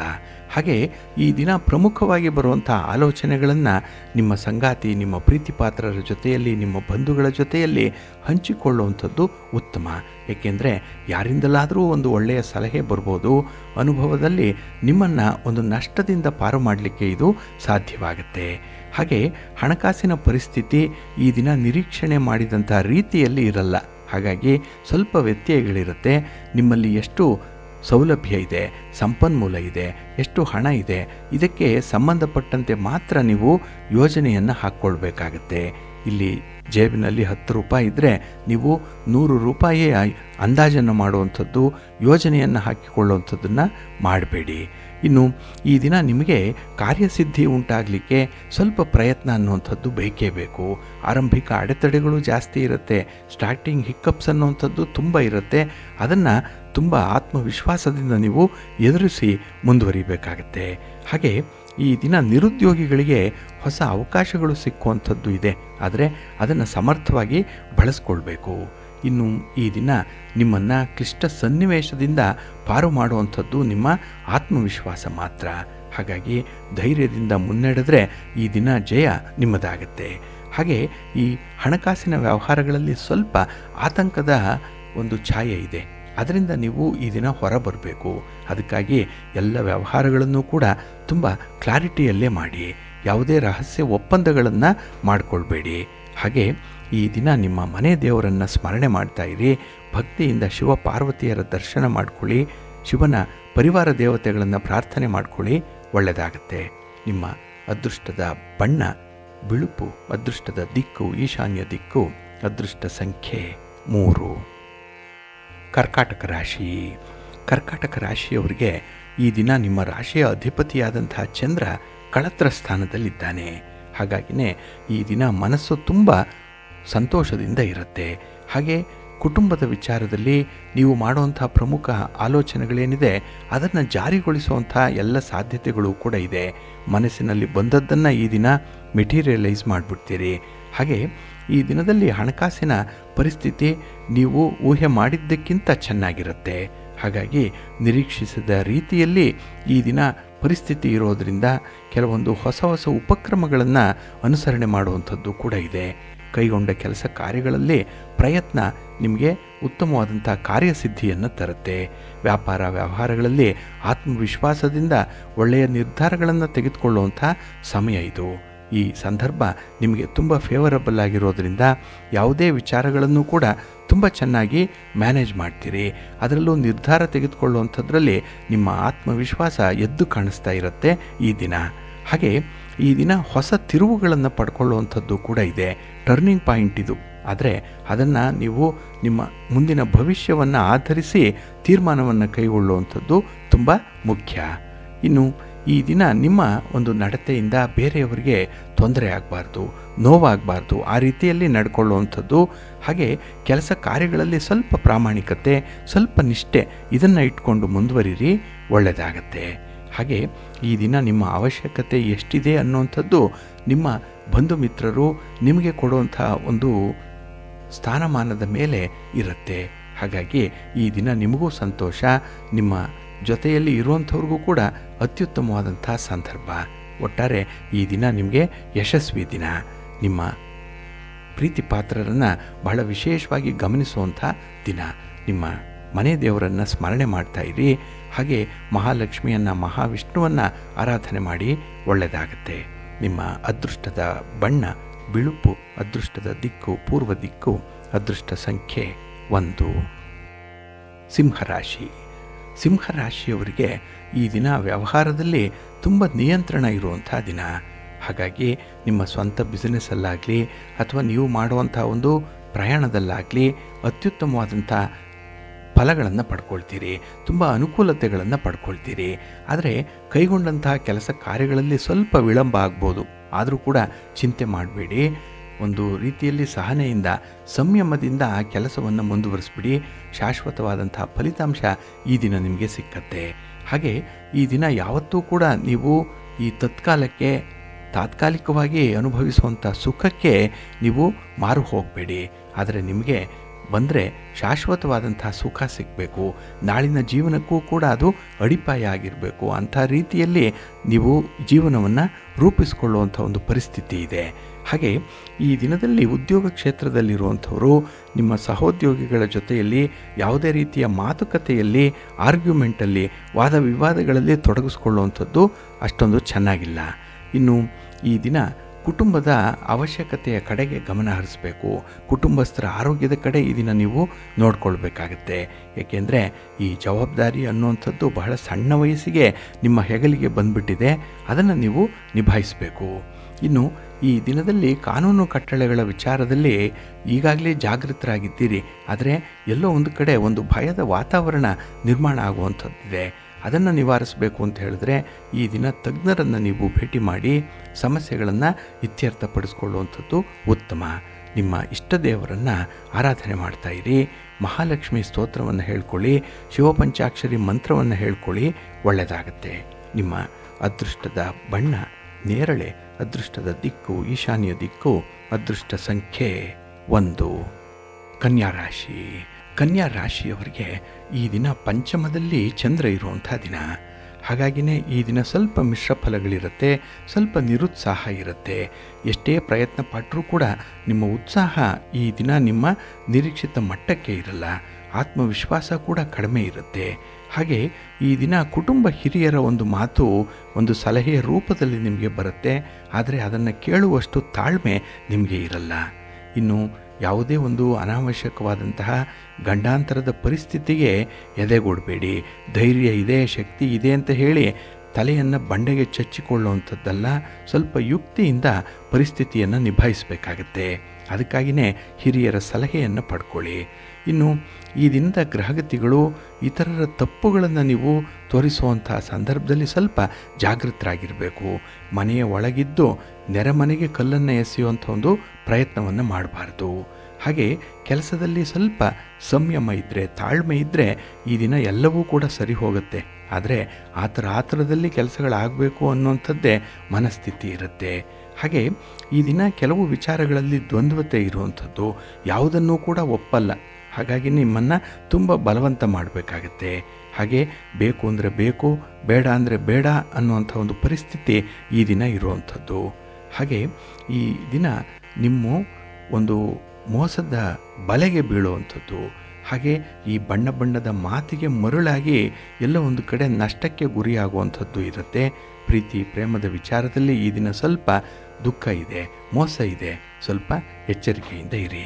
ನಿಮ್ಮ ಇಷ್ಟ ದೇವರನ್ನು ಆರಾಧನೆ ಮಾಡ್ತಾ ಇರಿ. ಹಾಗೆ ಭಕ್ತಿಯಿಂದ ಈ ದಿನ ನೀವು ಲಕ್ಷ್ಮೀ ನೃಸಿಂಹ ಸ್ತೋತ್ರವನ್ನು ಹೇಳ್ಕೊಳ್ಳಿ, ಲಕ್ಷ್ಮೀ ಅಮ್ಮನವರ ದರ್ಶನ ಮಾಡ್ಕೊಳ್ಳಿ, ಒಳ್ಳೆಯದಾಗುತ್ತೆ. ನಿಮ್ಮ ಅದೃಷ್ಟದ ಬಣ್ಣ ಕೆಂಪು, ಅದೃಷ್ಟದ ದಿಕ್ಕು ಉತ್ತರ ದಿಕ್ಕು, ಅದೃಷ್ಟ ಸಂಖ್ಯೆ 2. ತುಲಾರಾಶಿ. ತುಲಾರಾಶಿಯವರಿಗೆ ಈ ದಿನ ಮಿಶ್ರ ಫಲಗಳಿರುವಂಥ ದಿನ. ಅದರಲ್ಲೂ ಈ ದಿನ ಆಂತರಿಕ ತೊಡಕುಗಳು ಸ್ವಲ್ಪ ಜಾಸ್ತಿ ಇರುತ್ತೆ. ಕುಟುಂಬದೊಳಗೆ ಒಂದು ಸಾಮರಸ್ಯ ಇರಲ್ಲ. ಕುಟುಂಬದವರ ನಡತೆ ಆಗಲಿ ಅವರ ಮಾತಾಗಲಿ ನಿಮಗೆ ಹಿಡಿಸಲ್ಲ. ಹಾಗಾಗಿ ನೀವೇ ಒಂದು ಯಶಸ್ವಿ ದಾರಿಯನ್ನು ಹಿಡ್ಕೊಳ್ಳುವಂಥದ್ದು ನಿಚ್ಚಳವಾಗಿ ಕಂಡು ಬರ್ತಾ ಇದೆ. ಹಾಗೆ ಈ ದಿನದಲ್ಲಿ ಕೆಲವು ವಿದ್ಯಮಾನಗಳಿಂದ ಹಿಡಿದಂತಹ ಕೆಲಸ ಕಾರ್ಯಗಳು ಪೂರ್ಣ ಆಗಲ್ಲ. ಅದರಲ್ಲೂ ಬೇರೆಯವರು ಎಷ್ಟೇ ಪ್ರಯತ್ನ ಪಟ್ಟರೂ ಕೂಡ, ನಿಮ್ಮ ಜೊತೆ ಕೈ ಜೋಡಿಸಿದ್ರೂ ಕೂಡ ಅದು ಕೊನೆಯ ಹಂತದಲ್ಲಿ ಫಲಿತಾಂಶ ಶೂನ್ಯವಾಗುತ್ತೆ. ಇನ್ನು ಈ ದಿನ ಉತ್ಸಾಹ ತುಂಬ ಚೆನ್ನಾಗಿದೆ, ತುಂಬ ಎನರ್ಜಿ ಇದೆ. ಆದರೆ ಅದನ್ನು ಸರಿಯಾದಂಥ ರೀತಿಯಲ್ಲಿ ಬಳಸ್ಕೊಳ್ಬೇಕು. ನಿಮ್ಮ ಎನರ್ಜಿಯನ್ನು ಚಾನಲೈಸ್ ಮಾಡಿಕೊಳ್ಬೇಕು. ಹಾಗೆ ಈ ದಿನದಲ್ಲಿ ನಿಲುಗಡೆಗೆ ಈಡಾದಂಥ ಕಾರ್ಯಗಳು ಸುಗಮವಾಗಿ ಸಾಗುತ್ತೆ. ಆದರೆ ಹೊಸ ಕಾರ್ಯಗಳನ್ನು ಆರಂಭ ಮಾಡಬೇಕು ಅನ್ನುವಂಥದ್ದೇ ನಿಮ್ಮ ಬಯಕೆ ಆಗಿರುತ್ತೆ. ಹಾಗಾಗಿ ಅರ್ಧಂಬರ್ಧ ಆಗಿ ನಿಂತಿರುವಂಥ ಕೆಲಸ ಕಾರ್ಯಗಳನ್ನು ಈ ದಿನ ಸ್ವಲ್ಪ ಪೂರ್ಣಗೊಳಿಸುವಂಥ ಪ್ರಯತ್ನ ಮಾಡಿ, ಒಳ್ಳೆಯದಾಗುತ್ತೆ. ಹಾಗೆ ಈ ದಿನದಲ್ಲಿ ಜಟಿಲ ಸಮಸ್ಯೆಗಳು, ಕ್ಲಿಷ್ಟಕರವಾದ ಸನ್ನಿವೇಶಗಳು ಬಂದರೆ ಸ್ವಲ್ಪ ಪರಿಣತರ ಸಹಾಯವನ್ನು ಪಡ್ಕೊಳ್ಳುವಂಥ ಅಗತ್ಯತೆ ಇದೆ. ತಜ್ಞರ ನೆರವು ನಿಮಗೆ ಬೇಕು. ಎಲ್ಲವನ್ನೂ ಕೂಡ ನೀವೊಬ್ಬರೇ ಮಾಡಲಿಕ್ಕೆ ಸಾಧ್ಯ ಆಗಲ್ಲ. ನಿಮಗೆ ಎಷ್ಟೇ ನಾಲೆಡ್ಜ್ ಇದ್ದರೂ ಕೂಡ ಅನುಭವ ಕೆಲವೊಂದು ವಿಚಾರಗಳಲ್ಲಿ ಕಡಿಮೆ ಇರುತ್ತೆ. ಹಾಗಾಗಿ ತಜ್ಞರ ಅನುಭವಸ್ತ್ರ ಒಂದು ಸಲಹೆ ಮೇರೆಗೆ ಮುಂದುವರಿಯುವಂಥದ್ದು ಉತ್ತಮ. ಹಾಗೆ ಈ ದಿನದಲ್ಲಿ ಆಮ್ಲ ಪಿತ್ತಕ್ಕೆ ಸಂಬಂಧಪಟ್ಟಂತಹ ರೋಗಗಳು ಬರ್ಬೋದು. ಈ ಪಿತ್ತ ಪ್ರಕೃತಿ ಜಾಸ್ತಿ ಆಗ್ಬೋದು. ಸ್ವಲ್ಪ ಆರೋಗ್ಯದ ಕಡೆ ಗಮನ ಕೊಡಿ. ನಿಮ್ಮ ಮನೆ ದೇವರನ್ನು ಸ್ಮರಣೆ ಮಾಡ್ತಾ ಇರಿ. ದುರ್ಗಾ ಸ್ತುತಿಯನ್ನು ಮಾಡಿ, ಅಮ್ಮನವರ ದರ್ಶನ ಮಾಡ್ಕೊಳ್ಳಿ, ಒಳ್ಳೆಯದಾಗತ್ತೆ. ನಿಮ್ಮ ಅದೃಷ್ಟದ ಬಣ್ಣ ಕೆಂಪು, ಅದೃಷ್ಟದ ದಿಕ್ಕು ಈಶಾನ್ಯ ದಿಕ್ಕು, ಅದೃಷ್ಟ ಸಂಖ್ಯೆ 2. ವೃಶ್ಚಿಕ ರಾಶಿ. ವೃಶ್ಚಿಕ ರಾಶಿಯವರಿಗೆ ಈ ದಿನ ಧನಾತ್ಮಕವಾದಂತಹ ದಿನ, ಅಂದರೆ ತುಂಬ ಪಾಸಿಟಿವ್ ಆಗಿರುತ್ತೆ. ಹಾಗಾಗಿನೇ ನಿಮ್ಮನ್ನು ಉತ್ಸಾಹಗೊಳಿಸಲಿಕ್ಕೆ ಒಂದು ಸಣ್ಣ ಪ್ರೇರೇಪಣೆಯ ಮಾತು ಸಾಕು. ಹಾಗಾಗಿ ಯಾವ ಕೆಲಸ ಆಗಬೇಕು ಅಂತ ಹೇಳಿ ಒಂದು ನಿರ್ದೇಶನ ಕೊಟ್ಟರೆ ಆ ಕೆಲಸ ನಿಮ್ಮಿಂದ ತಾನಾಗಿ ಮುಂದುವರಿಯುತ್ತೆ, ಒಳ್ಳೆಯ ಫಲಿತಾಂಶಗಳನ್ನು ತರುತ್ತೆ. ಇನ್ನು ಹೊಸ ಹೊಸ ಜವಾಬ್ದಾರಿಗಳನ್ನು ಒಪ್ಪಿಕೊಳ್ಳುವಂಥದ್ದು ಕೂಡ ಇದೆ. ಹಾಗಾಗಿ ಯಾವುದೇ ಒಂದು ಸನ್ನಿವೇಶ ಬಂದರೂ ಕೂಡ ಅದರಲ್ಲಿ ಮುಂದಾಳುವಾಗಿ ನೀವೇ ವರ್ತಿಸುವಂಥದ್ದು. ಹಣ ಎಷ್ಟೇ ಖರ್ಚಾಗಲಿ, ಸಮಯ ಏನೇ ಆಗಲಿ, ಆದರೂ ನೀವು ಒಂದು ಉದ್ದೇಶಿತ ಗುರಿಯನ್ನು ತಲುಪಬೇಕಾಗತ್ತೆ. ಅಂಥ ಒಂದು ಹಠದ ಸ್ವಭಾವ ಈ ದಿನ ಇರುತ್ತೆ. ಒಳ್ಳೆಯ ಕೆಲಸಗಳು ನಿಮ್ಮಿಂದ ಆಗುತ್ತೆ. ಹಾಗೆ ರಾಜಕಾರಣಿಗಳಿಂದ ನಿಮಗೆ ಒಳ್ಳೆಯ ಸಹಕಾರ ಸಿಕ್ಕುವಂಥ ಸಂದರ್ಭ ಕೂಡ ಇದೆ. ಹಾಗಾಗಿ ಈ ದಿನ ಸರ್ಕಾರದ ಮಟ್ಟದಲ್ಲಿ ಇರುವಂಥ ಅಧಿಕಾರಿಗಳಾಗಲಿ, ಆಡಳಿತದ ಚುಕ್ಕಾಣಿಯನ್ನು ಹಿಡ್ಕೊಂಡಿರುವಂಥವರಾಗಲಿ, ರಾಜಕಾರಣಿಗಳಾಗಲಿ ನಿಮ್ಮ ನೆರವಿಗೆ ಬರ್ತಾರೆ. ಅವರಿಂದ ಒಂದು ವಿಶೇಷವಾದ ಅನುಕೂಲತೆ ಈ ದಿನ ಉಂಟಾಗುತ್ತೆ. ಹಾಗೆ ಇದು ದಾಖಲೆ ಪತ್ರಗಳಿಗೆ ಸಹಿ ಮಾಡಲಿಕ್ಕೆ ಒಳ್ಳೆಯ ಅವಕಾಶ ಇರುವಂತಹ ಸಂದರ್ಭ. ಇನ್ನು ಈ ದಿನದಲ್ಲಿ ನಿಮ್ಮ ಭಾವನೆಗಳಾಗಲಿ, ನಿಮ್ಮ ಒಂದು ಕನಸುಗಳಾಗಲಿ ಬಹಳ ವಿಶೇಷ ರೀತಿಯಲ್ಲಿ ಸಾಕಾರ ಆಗುವಂಥ ಸಂದರ್ಭ ಇದೆ. ಇನ್ನು ಬೇರೆ ಬೇರೆ ವ್ಯಕ್ತಿಗಳ ಸಹಕಾರದಿಂದ ಈ ದಿನ ಅವಕಾಶವನ್ನು ಸದುಪಯೋಗಪಡಿಸ್ಕೊಳ್ತೀರಿ. ಅದರಲ್ಲೂ ಈ ಕಟ್ಟಡವನ್ನು ಅಥವಾ ಮನೆಯನ್ನು ನಿರ್ಮಾಣ ಮಾಡ್ತಾ ಇರುವಂಥ ಒಂದು ಸಂದರ್ಭದಲ್ಲಿದ್ದರೆ ಇದರಿಂದ ನಿಮಗೆ ಈ ದಿನ ಸ್ವಲ್ಪ ಓಡಾಟ ಜಾಸ್ತಿ ಇರುತ್ತೆ. ನಿಮ್ಮ ಆಸೆ ಆಕಾಂಕ್ಷೆಗಳನ್ನು ಈಡೇರಿಸ್ಕೊಳ್ಳಿಕ್ಕೂ ಕೂಡ ಒಳ್ಳೆಯ ಅವಕಾಶಗಳು ಸಿಕ್ಕತ್ತೆ. ಒಟ್ಟಾರೆ ಈ ದಿನ ನಿಮಗೆ ತೃಪ್ತಿದಾಯಕವಾದಂತಹ ದಿನ. ಆದರೆ ಯಾವುದೇ ಸಂದರ್ಭದಲ್ಲೂ ಕೂಡ ವಾಗ್ವಾದವನ್ನು ಯುಕ್ತಿಯಿಂದ ನಿವಾರಣೆ ಮಾಡಿಕೊಳ್ಬೇಕು. ಈ ದಿನ ನಿಮ್ಮ ಇಷ್ಟ ದೇವರನ್ನು ಆರಾಧನೆ ಮಾಡ್ತಾಯಿರಿ. ಶ್ರೀ ಲಕ್ಷ್ಮೀ ನೃಸಿಂಹ ಸ್ತೋತ್ರವನ್ನು ಪಠಣ ಮಾಡ್ಕೊಳ್ಳಿ, ಸ್ವಾಮಿಯ ದರ್ಶನ ಮಾಡ್ಕೊಳ್ಳಿ, ಒಳ್ಳೆಯದಾಗುತ್ತೆ. ನಿಮ್ಮ ಅದೃಷ್ಟದ ಬಣ್ಣ ಕೆಂಪು, ಅದೃಷ್ಟದ ದಿಕ್ಕು ಈಶಾನ್ಯ ದಿಕ್ಕು, ಅದೃಷ್ಟ ಸಂಖ್ಯೆ 1. ಧನುರಾಶಿ. ಧನುರಾಶಿಯವರಿಗೆ ಈ ದಿನ ಬೆಳಗಿನ ಅವಧಿಯಲ್ಲಿ ಸ್ವಲ್ಪ ಮಿಶ್ರ ಫಲಗಳ ಯೋಗ ಇರುತ್ತೆ. ಹಾಗಾಗಿನೇ ಕೆಲಸ ಕಾರ್ಯಗಳು ಸ್ವಲ್ಪ ನಿಧಾನ ಆಗ್ಬೋದು, ಸಕಾಲದಲ್ಲಿ ಪೂರ್ಣ ಆಗಲ್ಲ. ಹಾಗೆ ಈ ದಿನ ಹಣಕಾಸಿನ ಸಮಸ್ಯೆಗಳು ಎದುರಾಗುವಂಥದ್ದು ಕೂಡ ಇರುತ್ತೆ. ಅದನ್ನು ಸ್ವಲ್ಪ ಜಾಣತನದಿಂದ ನೀವು ನಿಭಾಯಿಸಬೇಕಾಗತ್ತೆ. ನಿಮ್ಮ ವೃತ್ತಿಯಲ್ಲಾಗಲಿ, ನಿಮ್ಮ ಉದ್ಯೋಗದಲ್ಲಾಗಲಿ ಈ ದಿನ ತುಂಬ ಸಂಯಮದಿಂದ ಇರಬೇಕಾಗತ್ತೆ. ಹಾಗೆ ನಿಮ್ಮ ವೈಯಕ್ತಿಕ ವಿಚಾರಗಳಲ್ಲಾಗಲಿ, ನಿಮ್ಮ ವೈಯಕ್ತಿಕ ಬದುಕೇನಿದೆ ಅದರಲ್ಲಿ ಮತ್ತು ನಿಮ್ಮ ಉದ್ಯೋಗ, ಈ ಎರಡರನ್ನು ಈ ದಿನ ತುಂಬ ಬ್ಯಾಲೆನ್ಸ್ ಮಾಡಬೇಕು. ಯಾವುದೇ ಒಂದು ಕಡೆಗೆ ಹೆಚ್ಚಿನ ಪ್ರಾಶಸ್ತ್ಯವನ್ನು ಕೊಡಬೇಡಿ. ಇನ್ನು ಈ ದಿನ ಧನಾತ್ಮಕವಾಗಿದ್ದರೆ ಕೆಲಸ ಕಾರ್ಯಗಳ ಬಗ್ಗೆ ಧನಾತ್ಮಕ ದೃಷ್ಟಿಕೋನ ಇರುತ್ತೆ. ಎಲ್ಲ ಒಂದು ಕಡೆ ಸಣ್ಣ ಮಟ್ಟದಲ್ಲಿ ಅನುಮಾನ ಬಂದರೂ ಕೂಡ ಈ ದಿನ ಅದೇ ಬಲವಾಗಿ ಬೇರೂರು ಬಿಡುತ್ತೆ. ಹಾಗಾಗಿ ಈ ದಿನ ಎಕ್ಸ್ಟ್ರೀಮ್ ಎಂಡ್ಸಲ್ಲಿ ನಿಮ್ಮ ಮನಸ್ಸು ಇರುವಂಥದ್ದು ಅಂಥದ್ದಕ್ಕೆ ತಗಲಾಕೊಂಡು ಬಿಡುತ್ತೆ ಈ ದಿನದಲ್ಲಿ. ಹಾಗೆ ಪ್ರೀತಿ ಪ್ರೇಮದ ವಿಚಾರದಲ್ಲಿ ಸ್ವಲ್ಪ ಎಳೆದಾಟ ಇದೆ. ಇಲ್ಲಿ ವ್ಯಾಪಾರದ ವಿಸ್ತರಣೆಯ ಪ್ರಯತ್ನಗಳು ಕೂಡ ನಿಮಗೆ ಅಷ್ಟೊಂದು ಫಲವನ್ನು ನೀಡಲ್ಲ. ಹಾಗಾಗಿ ಒಂದಲ್ಲ ಎರಡು ಸಲ ಪ್ರಯತ್ನವನ್ನು ಮುಂದುವರಿಸಬೇಕಾಗತ್ತೆ. ತುಂಬ ತಾಳ್ಮೆಯಿಂದಲೇ ಕೆಲಸಗಳನ್ನು ಮಾಡಬೇಕಾಗತ್ತೆ. ಆದರೆ ಈ ದಿನ ನೀವು ಚಾಡಿಕೋರರಿಂದ ಸ್ವಲ್ಪ ದೂರ ಇರಬೇಕು. ಅವರಿಂದ ನಿಮ್ಮ ಒಂದು ವ್ಯಕ್ತಿತ್ವಕ್ಕೆ, ನಿಮ್ಮ ಗೌರವಕ್ಕೆ ಎಲ್ಲ ಒಂದು ಕಡೆ ಧಕ್ಕೆ ಉಂಟಾಗುವಂಥ ಸಾಧ್ಯತೆ ಇರುತ್ತೆ. ಅಂಥವರನ್ನು ಈ ದಿನ ಸ್ವಲ್ಪ ದೂರ ಇಡುವಂಥದ್ದು ಉತ್ತಮ. ಇನ್ನು ಈ ದಿನ ಕೂಡ ನೀವು ಯಾವುದೇ ಹಣಕಾಸಿನ ವ್ಯವಹಾರಗಳನ್ನು ಮಾಡಲಿಕ್ಕೆ ಹೋಗಬೇಡಿ. ಕೆಲಸದಲ್ಲಿ ನಿಷ್ಠೆ, ಸಂಯಮ ಹಾಗೆ ಒಂದು ಅವಕಾಶವನ್ನು ಸದುಪಯೋಗಪಡಿಸ್ಕೊಳ್ಳುವಂಥ ಒಂದು ತಾಳ್ಮೆ ಈ ದಿನ ನಿಮಗೆ ಬೇಕಾಗುತ್ತೆ. ನಿಮ್ಮ ಇಷ್ಟ ದೇವರನ್ನು ಆರಾಧನೆ ಮಾಡ್ತಾಯಿರಿ. ಹಾಗೆ ಭಕ್ತಿಯಿಂದ ಈ ದಿನ ಶಿವಸ್ತೋತ್ರವನ್ನು ಹೇಳ್ಕೊಳ್ಳಿ. ಶಿವನ ಪರಿವಾರ ದೇವತೆಗಳನ್ನು ಪ್ರಾರ್ಥನೆ ಮಾಡ್ತಾಯಿರಿ, ಒಳ್ಳೆಯದಾಗತ್ತೆ. ನಿಮ್ಮ ಅದೃಷ್ಟದ ಬಣ್ಣ ಬಿಳುಪು, ಅದೃಷ್ಟದ ದಿಕ್ಕು ಈಶಾನ್ಯ ದಿಕ್ಕು, ಅದೃಷ್ಟ ಸಂಖ್ಯೆ 1. ಮಕರ ರಾಶಿ. ಮಕರ ರಾಶಿಯವರಿಗೆ ಈ ದಿನ ಪರಿಪೂರ್ಣವಾದಂತಹ ದಿನ. ಒಂದು ಕಂಪ್ಲೀಟ್ನೆಸ್ ಅನ್ನುವಂಥದ್ದು ಇದೆ. ಮನಸ್ಸಿಗೆ ಸಮಾಧಾನ ಇರುತ್ತೆ. ಯಾವುದೇ ಒಂದು ಪುಟ್ಟ ಕೆಲಸ ಮಾಡಿದ್ರೂ ಕೂಡ ಅದು ನಿರೀಕ್ಷೆಯಂತೆ ಆದಾಗ ನಿಮ್ಮ ಮನಸ್ಸಿಗೆ ಸಂತೋಷ. ಜೊತೆಗೆ ಈ ದಿನದ ವಿದ್ಯಮಾನಗಳಲ್ಲಿ ನೀವು ಸೇವಾ ಕಾರ್ಯಗಳಲ್ಲಿ ತೊಡಗಿಸ್ಕೊಳ್ಳುವಂಥದ್ದು ಇದೆ. ಹಾಗಾಗಿ ನಿಮ್ಮ ಮನಸ್ಸಿಗೂ ಕೂಡ ಈ ದಿನ ಏನೋ ಒಂದು ಸಾಧನೆ ಮಾಡಿದಂತಹ ಒಂದು ತೃಪ್ತಿಯ ಭಾವ ಇರುತ್ತೆ. ಹಾಗೆ ನಿಮಗೆ ಉದ್ಯೋಗ ಕ್ಷೇತ್ರದಲ್ಲಿ ಸೌಲಭ್ಯಗಳು ಹೆಚ್ಚಳವಾಗುವಂಥದ್ದು. ಹಾಗಾಗಿ ಒಂದು ಬಡ್ತಿ ಇರ್ಬೋದು, ನೀವು ಅಂದುಕೊಂಡಂತಹ ಒಂದು ಜವಾಬ್ದಾರಿಗಳೇ ನಿಮಗೆ ಬರಬಹುದು, ವರ್ಗಾವಣೆ ಇರ್ಬೋದು. ಒಟ್ಟಾರೆ ನೀವು ಏನನ್ನು ಬಯಸ್ತೀರೋ ಅದನ್ನು ಪಡ್ಕೊಳ್ಳುವಂಥ ಸಂದರ್ಭದಲ್ಲಿ ಇರ್ತೀರಿ. ಇನ್ನು ಈ ದಿನದಲ್ಲಿ ವ್ಯವಹಾರಗಳಿಂದ ಅನುಕೂಲ ಉಂಟಾದಾಗ ಈ ವ್ಯಾಪಾರ ವ್ಯವಹಾರಗಳಲ್ಲೂ ಕೂಡ ಒಂದು ಅಪ್ವರ್ಡ್ ಮೊಬಿಲಿಟಿ ಅನ್ನುವಂಥದ್ದು ಇದೆ. ಉತ್ತರೋತ್ತರ ಅಭಿವೃದ್ಧಿಯನ್ನು ಕಾಣಲಿಕ್ಕೆ ಸಾಧ್ಯವಾಗುತ್ತೆ. ಹಾಗಾಗಿ ಈ ದಿನ ನೀವು ಸಂಪಾದನೆ ಮಾಡಿದಂಥ ಹಣ ಏನಿದೆ ಅದನ್ನು ಸ್ವಲ್ಪ ನಾಳಿನ ದೃಷ್ಟಿಯಿಂದ ಉಳಿತಾಯವನ್ನು ಮಾಡಬೇಕು. ಎಲ್ಲವನ್ನ ಖರ್ಚು ಮಾಡುವಂಥ ಒಂದು ಭರಾಟೆಯಲ್ಲಿರ್ತೀರಿ. ಯಾರನ್ನೋ ಓಲೈಸಲಿಕ್ಕೆ ಮೆಚ್ಚಿಸಲಿಕ್ಕೆ ಹೋಗ್ತೀರಿ. ಈ ದಿನ ಹಣ ವಿಪರೀತ ಖರ್ಚಾಗ್ಬಿಡತ್ತೆ. ಸ್ವಲ್ಪ ಜಾಗ್ರತೆ. ಇನ್ನು ಈ ದಿನ ಅಪರಿಚಿತರನ್ನು ನಂಬಿ ಮೋಸ ಹೋಗಬೇಡಿ. ಹಾಗೆ ಕಾನೂನು ಉಲ್ಲಂಘನೆಯನ್ನು ಮಾಡಿ ಕೂಡ ಈ ದಿನ ಪಶ್ಚಾತ್ತಾಪ ಪಡುವಂಥ ಸಾಧ್ಯತೆಗಳಿರುತ್ತೆ. ಸ್ವಲ್ಪ ಜಾಗ್ರತೆ. ಇನ್ನು ಈ ದಿನದಲ್ಲಿ ಒಳ್ಳೆಯ ಅವಕಾಶಗಳು ಸಿಕ್ಕತ್ತೆ. ಅವಕಾಶಗಳನ್ನು ಬಹಳ ಚೆನ್ನಾಗಿ ಈ ದಿನ ನೀವು ಎನ್ಕ್ಯಾಶ್ ಮಾಡಿಕೊಳ್ಳುವಂಥದ್ದು ಕೂಡ ಇದೆ. ಹಾಗಾಗಿನೇ ಈ ದಿನ ಶಾರೀರಿಕವಾಗಿ ಮಾನಸಿಕವಾಗಿ ಉತ್ತಮವಾದಂಥ ಆರೋಗ್ಯ ಭಾಗ್ಯ ಇದೆ. ಭಗವಂತ ಅದನ್ನು ಕೊಟ್ಟಿದ್ದಾನೆ. ಅದನ್ನೇ ಮುಂದುವರಿಸಿ ರೂಢಿಸ್ಕೊಳ್ಳಿ, ಒಳ್ಳೆಯದಾಗತ್ತೆ. ನಿಮ್ಮ ಇಷ್ಟ ದೇವರನ್ನು ಆರಾಧನೆ ಮಾಡ್ತಾಯಿರಿ. ಶ್ರೀರಾಮ ರಕ್ಷಾ ಸ್ತೋತ್ರವನ್ನು ಹೇಳ್ಕೊಳ್ಳಿ. ರಾಮನಾಮ ಜಪ ಮಾಡ್ತಾಯಿರಿ. ಆಂಜನೇಯನ ಸ್ತೋತ್ರ ಹೇಳ್ಕೊಳ್ಳಿ, ಒಳ್ಳೆಯದಾಗತ್ತೆ. ನಿಮ್ಮ ಅದೃಷ್ಟದ ಬಣ್ಣ ಕೇಸರಿ, ಅದೃಷ್ಟದ ದಿಕ್ಕು ಈಶಾನ್ಯ ದಿಕ್ಕು, ಅದೃಷ್ಟ ಸಂಖ್ಯೆ 1. ಕುಂಭರಾಶಿ. ಕುಂಭರಾಶಿಯವರಿಗೆ ಈ ದಿನ 12ರಲ್ಲಿ ಚಂದ್ರ ಇರೋದರಿಂದ ಸ್ವಲ್ಪ ಮಿಶ್ರ ಫಲಗಳಿರುತ್ತೆ. ಅದರಲ್ಲೂ ಈ ದಿನ ಎದ್ದು ಕಾಣಿಸುವಂಥ ತಪ್ಪು ನಿಮ್ಮಿಂದ ಆಗುವಂಥದ್ದು ಇದೆ. ನಿಮಗೆ ಗೊತ್ತಿದ್ದೋ ಗೊತ್ತಿಲ್ಲದೆಯೋ ಅಂತಹ ತಪ್ಪುಗಳು ಆಗಿಬಿಡುತ್ತೆ. ಅದಕ್ಕಾಗಿ ಸಂಬಂಧಪಟ್ಟವರ ಜೊತೆಯಲ್ಲಿ ಕ್ಷಮೆ ಕೇಳುವಂಥದ್ದು ಉತ್ತಮ. ಅದರಲ್ಲಿ ನಿಮ್ಮ ವ್ಯಕ್ತಿತ್ವ ಹಿರಿದಾಗತ್ತೆ. ಶಾರೀರಿಕವಾಗಿ ಮಾನಸಿಕವಾಗಿ ಆರೋಗ್ಯ ಸಮಸ್ಯೆಗಳು ಈ ದಿನ ನಿಮ್ಮನ್ನು ಕಾಡುತ್ತೆ. ವಿಶೇಷವಾಗಿ ಈ ದಿನ ಈ ಆರೋಗ್ಯದ ವಿಚಾರದಲ್ಲಿ ನಿಮ್ಮ ಅಭಿಪ್ರಾಯವನ್ನು ಬದಲಾವಣೆ ಮಾಡುವಂಥದ್ದು ತುಂಬ ಒಳ್ಳೆಯದು. ಈಗ ನೀವು ಯಾವ ಮನಸ್ಥಿತಿಯಲ್ಲಿದ್ದೀರೋ ಅದಕ್ಕೆ ವಿರುದ್ಧವಾದ ಮನಸ್ಥಿತಿಯನ್ನು ಹೊಂದಬೇಕಾಗತ್ತೆ. ಇನ್ನು ಈ ದಿನ ಮನೆಯ ಒಳಗೆ ಹೊರಗೆ ಸ್ವಲ್ಪ ಕಿರಿಕಿರಿಗಳು ಜಾಸ್ತಿ ಆಗುವಂಥದ್ದು. ಎಲ್ಲೋ ಒಂದು ಕಡೆ ನಿಮ್ಮ ನಿಯಂತ್ರಣ ಮೀರಿ ಈ ಕಿರಿಕಿರಿಯನ್ನು ಉಂಟು ಮಾಡ್ಕೊಳ್ತೀರಿ. ಹಾಗೆ ಬಂಧು ಮಿತ್ರರ ಜೊತೆಯಲ್ಲಿ ವಿವಾದಗಳು ಬಹಳ ಬೇಗ ಉದ್ಭವ ಆಗುವಂಥದ್ದು ಇದೆ. ಏಕೆಂದರೆ ಯಾವುದೋ ಒಂದು ನಿರೀಕ್ಷೆಯನ್ನು ಇಟ್ಟುಕೊಂಡು ನಿಮ್ಮ ಬಂಧುಗಳು ನಿಮ್ಮನ್ನು ಭೇಟಿ ಮಾಡ್ತಾರೆ.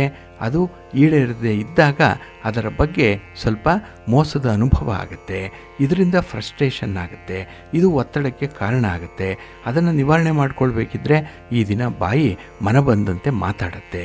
ನೋಡಿ, ಒಂದು ಚೈನ್ ಲಿಂಕ್ ಹೇಗಿದೆ ಅಂತ ಹೇಳಿ ಅದನ್ನು ಎಲ್ಲೋ ಒಂದು ಕಡೆ ನೀವು ಬ್ರೇಕ್ ಮಾಡುವಂಥ ಒಂದು ಪರಿಸ್ಥಿತಿಯನ್ನು ತಂದುಕೊಳ್ಬೇಕಾಗತ್ತೆ. ಹಾಗೆ ಈ ದಿನ ವೃತ್ತಿಪರ ಉದ್ಯೋಗದಲ್ಲಿ ನಿಮ್ಮ ಶ್ರಮ ಏನೋ ಒಂದು ಕಡೆ ಸಾರ್ಥಕವನ್ನು ಪಡ್ಕೊಳ್ಳುತ್ತೆ.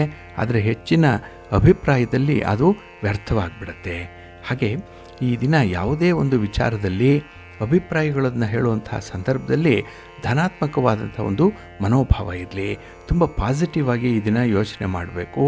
ಹಾಗೆ ಅನಾವಶ್ಯಕವಾಗಿ ಗಂಡಾಂತರದ ಒಂದು ಪರಿಸ್ಥಿತಿಗೆ ಎಡೆ ಕೊಡುವಂಥದ್ದು ಅಷ್ಟೊಂದು ಒಳ್ಳೆಯದಲ್ಲ. ಇದನ್ನು ಸ್ವಲ್ಪ ನಿಯಂತ್ರಣದಲ್ಲಿಟ್ಕೊಳ್ಳಿ, ಒಳ್ಳೆಯದಾಗುತ್ತೆ. ನಿಮ್ಮ ಇಷ್ಟ ದೇವರನ್ನು ಆರಾಧನೆ ಮಾಡ್ತಾಯಿರಿ. ಹಾಗೆ ಭಕ್ತಿಯಿಂದ ಈ ದಿನ ಶಿವಸ್ತೋತ್ರವನ್ನು ಹೇಳ್ಕೊಳ್ಳಿ, ಗಣಪತಿಯನ್ನು ಆರಾಧನೆ ಮಾಡ್ಕೊಳ್ಳಿ, ಒಳ್ಳೆಯದಾಗತ್ತೆ. ನಿಮ್ಮ ಅದೃಷ್ಟದ ಬಣ್ಣ ತಿಳಿ ಹಸಿರು, ಅದೃಷ್ಟದ ದಿಕ್ಕು ಈಶಾನ್ಯ ದಿಕ್ಕು, ಅದೃಷ್ಟ ಸಂಖ್ಯೆ 3. ಮೀನರಾಶಿ. ಮೀನರಾಶಿಯವರಿಗೆ ಈ ದಿನ ಲಾಭಸ್ಥಾನದಲ್ಲಿ ಚಂದ್ರ ಇರುವಂಥ ದಿನ. ಹಾಗಾಗಿನೇ ತುಂಬ ಅನುಕೂಲಕರವಾಗಿರುವಂಥ ದಿನ, ತುಂಬ ಕಂಫರ್ಟ್ ಝೋನಲ್ಲಿರುವಂಥ ದಿನ.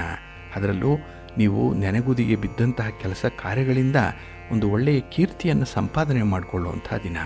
ಹಾಗೆ ಕೈಯಲ್ಲಿ ಹಣ ಇಲ್ಲ ಅಂದರೂ ಕೂಡ ಈ ದಿನ ಜನ ನಿಮ್ಮಲ್ಲಿರ್ತಾರೆ. ನಿಮ್ಮ ಗುಣಕ್ಕೆ, ನಿಮ್ಮ ಸ್ವಭಾವಕ್ಕೆ ಮನಸೋತು ಇರುವಂಥವ್ರು ನಿಮ್ಮ ಸ್ನೇಹಿತರಾಗಲಿ, ಬಂಧುಗಳಾಗಲಿ. ಹಾಗೆ ಈ ದಿನ ಮನೆಗೆ ಬಂಧುಗಳ ಆಗಮನ ನಿಮಗೆ ಸಂತೋಷವನ್ನು ಕೂಡ ತರುತ್ತೆ. ಹಾಗೆ ಬಹಳ ವಿಶೇಷವಾಗಿ ನಿಮ್ಮ ಹಿರಿಯರನ್ನು, ಗಣ್ಯರನ್ನು, ಗುರುಗಳನ್ನು ಸಂಪರ್ಕ ಮಾಡುವಂಥ ಸಾಧ್ಯತೆ ಈ ದಿನ ಕಾಣಿಸ್ತಾ ಇದೆ. ಹಾಗೆ ಹೊಸ ವಾಹನ ಯೋಗ ಬಹಳ ಚೆನ್ನಾಗಿದೆ. ಪ್ರಯಾಣ ಸುಖಕರವಾಗಿರುತ್ತೆ. ಇನ್ನು ವಿಶೇಷವಾಗಿ ಈ ದಿನ ವೈವಾಹಿಕ ಜೀವನದಲ್ಲೂ ಕೂಡ ಒಂದು ಉತ್ತಮ ಅವಕಾಶಗಳನ್ನು ಪಡ್ಕೊಳ್ಳುವಂಥದ್ದು ಕೂಡ ಇದೆ. ಹಾಗೆ ಈ ದಿನ ಹಣಕಾಸಿನ ವ್ಯವಹಾರಗಳನ್ನು ಬಹಳ ವಿಶೇಷವಾಗಿ ಬಹಳ ಮುತುವರ್ಜಿಯಿಂದ ಮಾಡ್ತೀರಿ. ಆದರೂ ಕೂಡ ದೂರ ಇರುವಂಥದ್ದು ಉತ್ತಮ. ಇನ್ನು ಈ ದಿನದಲ್ಲಿ ಯಾವುದೇ ಒಂದು ಆಶ್ವಾಸನೆಗಳನ್ನು ನಂಬಿ ಮೋಸ ಹೋಗಬೇಡಿ. ಹಾಗೆ ವಾಗ್ವಾದಗಳನ್ನು ಬಹಳ ಯುಕ್ತಿಯಿಂದ ನೀವು ನಿವಾರಣೆ ಮಾಡಿಕೊಳ್ಬೇಕು. ಇನ್ನು ಯಾವುದೇ ರೀತಿಯ ಪ್ರಯಾಣದ ಸಂದರ್ಭ ಬಂದರೆ ಸ್ವಲ್ಪ ಮುನ್ನೆಚ್ಚರಿಕೆ ಇರಲಿ. ವ್ಯಾಪಾರ ವ್ಯವಹಾರಗಳಲ್ಲಿ ಹೊಸ ಲಾಭವನ್ನು ಪಡ್ಕೊಳ್ಳುವಂಥ ಸಾಧ್ಯತೆ ಇದೆ. ಆದರೆ ಯಾರೋ ಹೇಳಿದಂತಹ ಒಂದು ಮಾತು, ಎಲ್ಲೋ ಬಂದಂತಹ ಒಂದು ಗಾಳಿ ಸುದ್ದಿ ನಿಮ್ಮನ್ನು ಆಘಾತಗೊಳಿಸುತ್ತೆ, ಮನಸ್ಸಿಗೆ ಬೇಸರವನ್ನು ತರಿಸುತ್ತೆ. ಹಾಗಾಗಿ ಈ ದಿನ ಕಂಡು ಕೇಳರಿಯದಂತಹ ವಿದ್ಯಮಾನಗಳಿಗೆ ನೀವು ವಿಶೇಷ ಮಹತ್ವವನ್ನು ಕೊಡಬಾರ್ದು. ಹಾಗೆ ಈ ದಿನ ಸ್ವಲ್ಪ ಪ್ರಾಕ್ಟಿಕಲ್ ಆಗಿರುವಂಥ ಪ್ರಯತ್ನವನ್ನು ಮುಂದುವರಿಸಿ, ಒಳ್ಳೆಯದಾಗುತ್ತೆ. ಕೆಲಸಗಳು ಸ್ವಲ್ಪ ನಿಧಾನ ಆಗ್ಬೋದು, ಆದರೂ ಕೂಡ ಪೂರ್ಣಗೊಳಿಸ್ತೀರಿ. ಅದು ನಿಮ್ಮ ಒಂದು ಪ್ರತಿಭೆ, ನಿಮ್ಮ ಒಂದು ತಾಕತ್ತದು. ಹಾಗಾಗಿ ನಿಮ್ಮ ಮನೆ ದೇವರನ್ನು ಸ್ಮರಣೆ ಮಾಡ್ತಾಯಿರಿ. ಆಂಜನೇಯ ಸ್ತೋತ್ರವನ್ನು ಹೇಳ್ಕೊಳ್ಳಿ, ಹನುಮಾನ್ ಚಾಲೀಸನ್ನು ಹೇಳ್ಕೊಳ್ಳಿ, ಒಳ್ಳೆಯದಾಗತ್ತೆ. ನಿಮ್ಮ ಅದೃಷ್ಟದ ಬಣ್ಣ ಕೇಸರಿ, ಅದೃಷ್ಟದ ದಿಕ್ಕು ಈಶಾನ್ಯ ದಿಕ್ಕು, ಅದೃಷ್ಟ ಸಂಖ್ಯೆ 1. ಪ್ರೀತಿಯ ಬಂಧುಗಳೇ, ಇಷ್ಟು ಹೊತ್ತು ದ್ವಾದಶ ರಾಶಿಯವರ ಗೋಚಾರ ಫಲಗಳನ್ನು ಕೇಳಿದ್ರಿ. ಇನ್ನು ನಿಮ್ಮ ಕಾರ್ಯಸಿದ್ಧಿಗಾಗಿ, ನಿಮ್ಮ ಇಚ್ಛಿತ ಫಲಪ್ರಾಪ್ತಿಗಾಗಿ ನಿಮ್ಮ ಮನೆ ದೇವರನ್ನು ಸ್ಮರಣೆ ಮಾಡ್ತಾ ಇರಿ. ನಿಮ್ಮ ಇಷ್ಟ ದೇವರನ್ನು ಪ್ರಾರ್ಥನೆ ಮಾಡ್ಕೊಳ್ಳಿ, ಒಳ್ಳೆಯದಾಗತ್ತೆ. ಸರ್ವೇ ಜನಾಃ ಸುಖಿನೋ ಭವಂತು, ಸಮಸ್ತ ಸನ್ಮಂಗಳಾನಿ ಭವಂತು. ನಮಸ್ಕಾರ.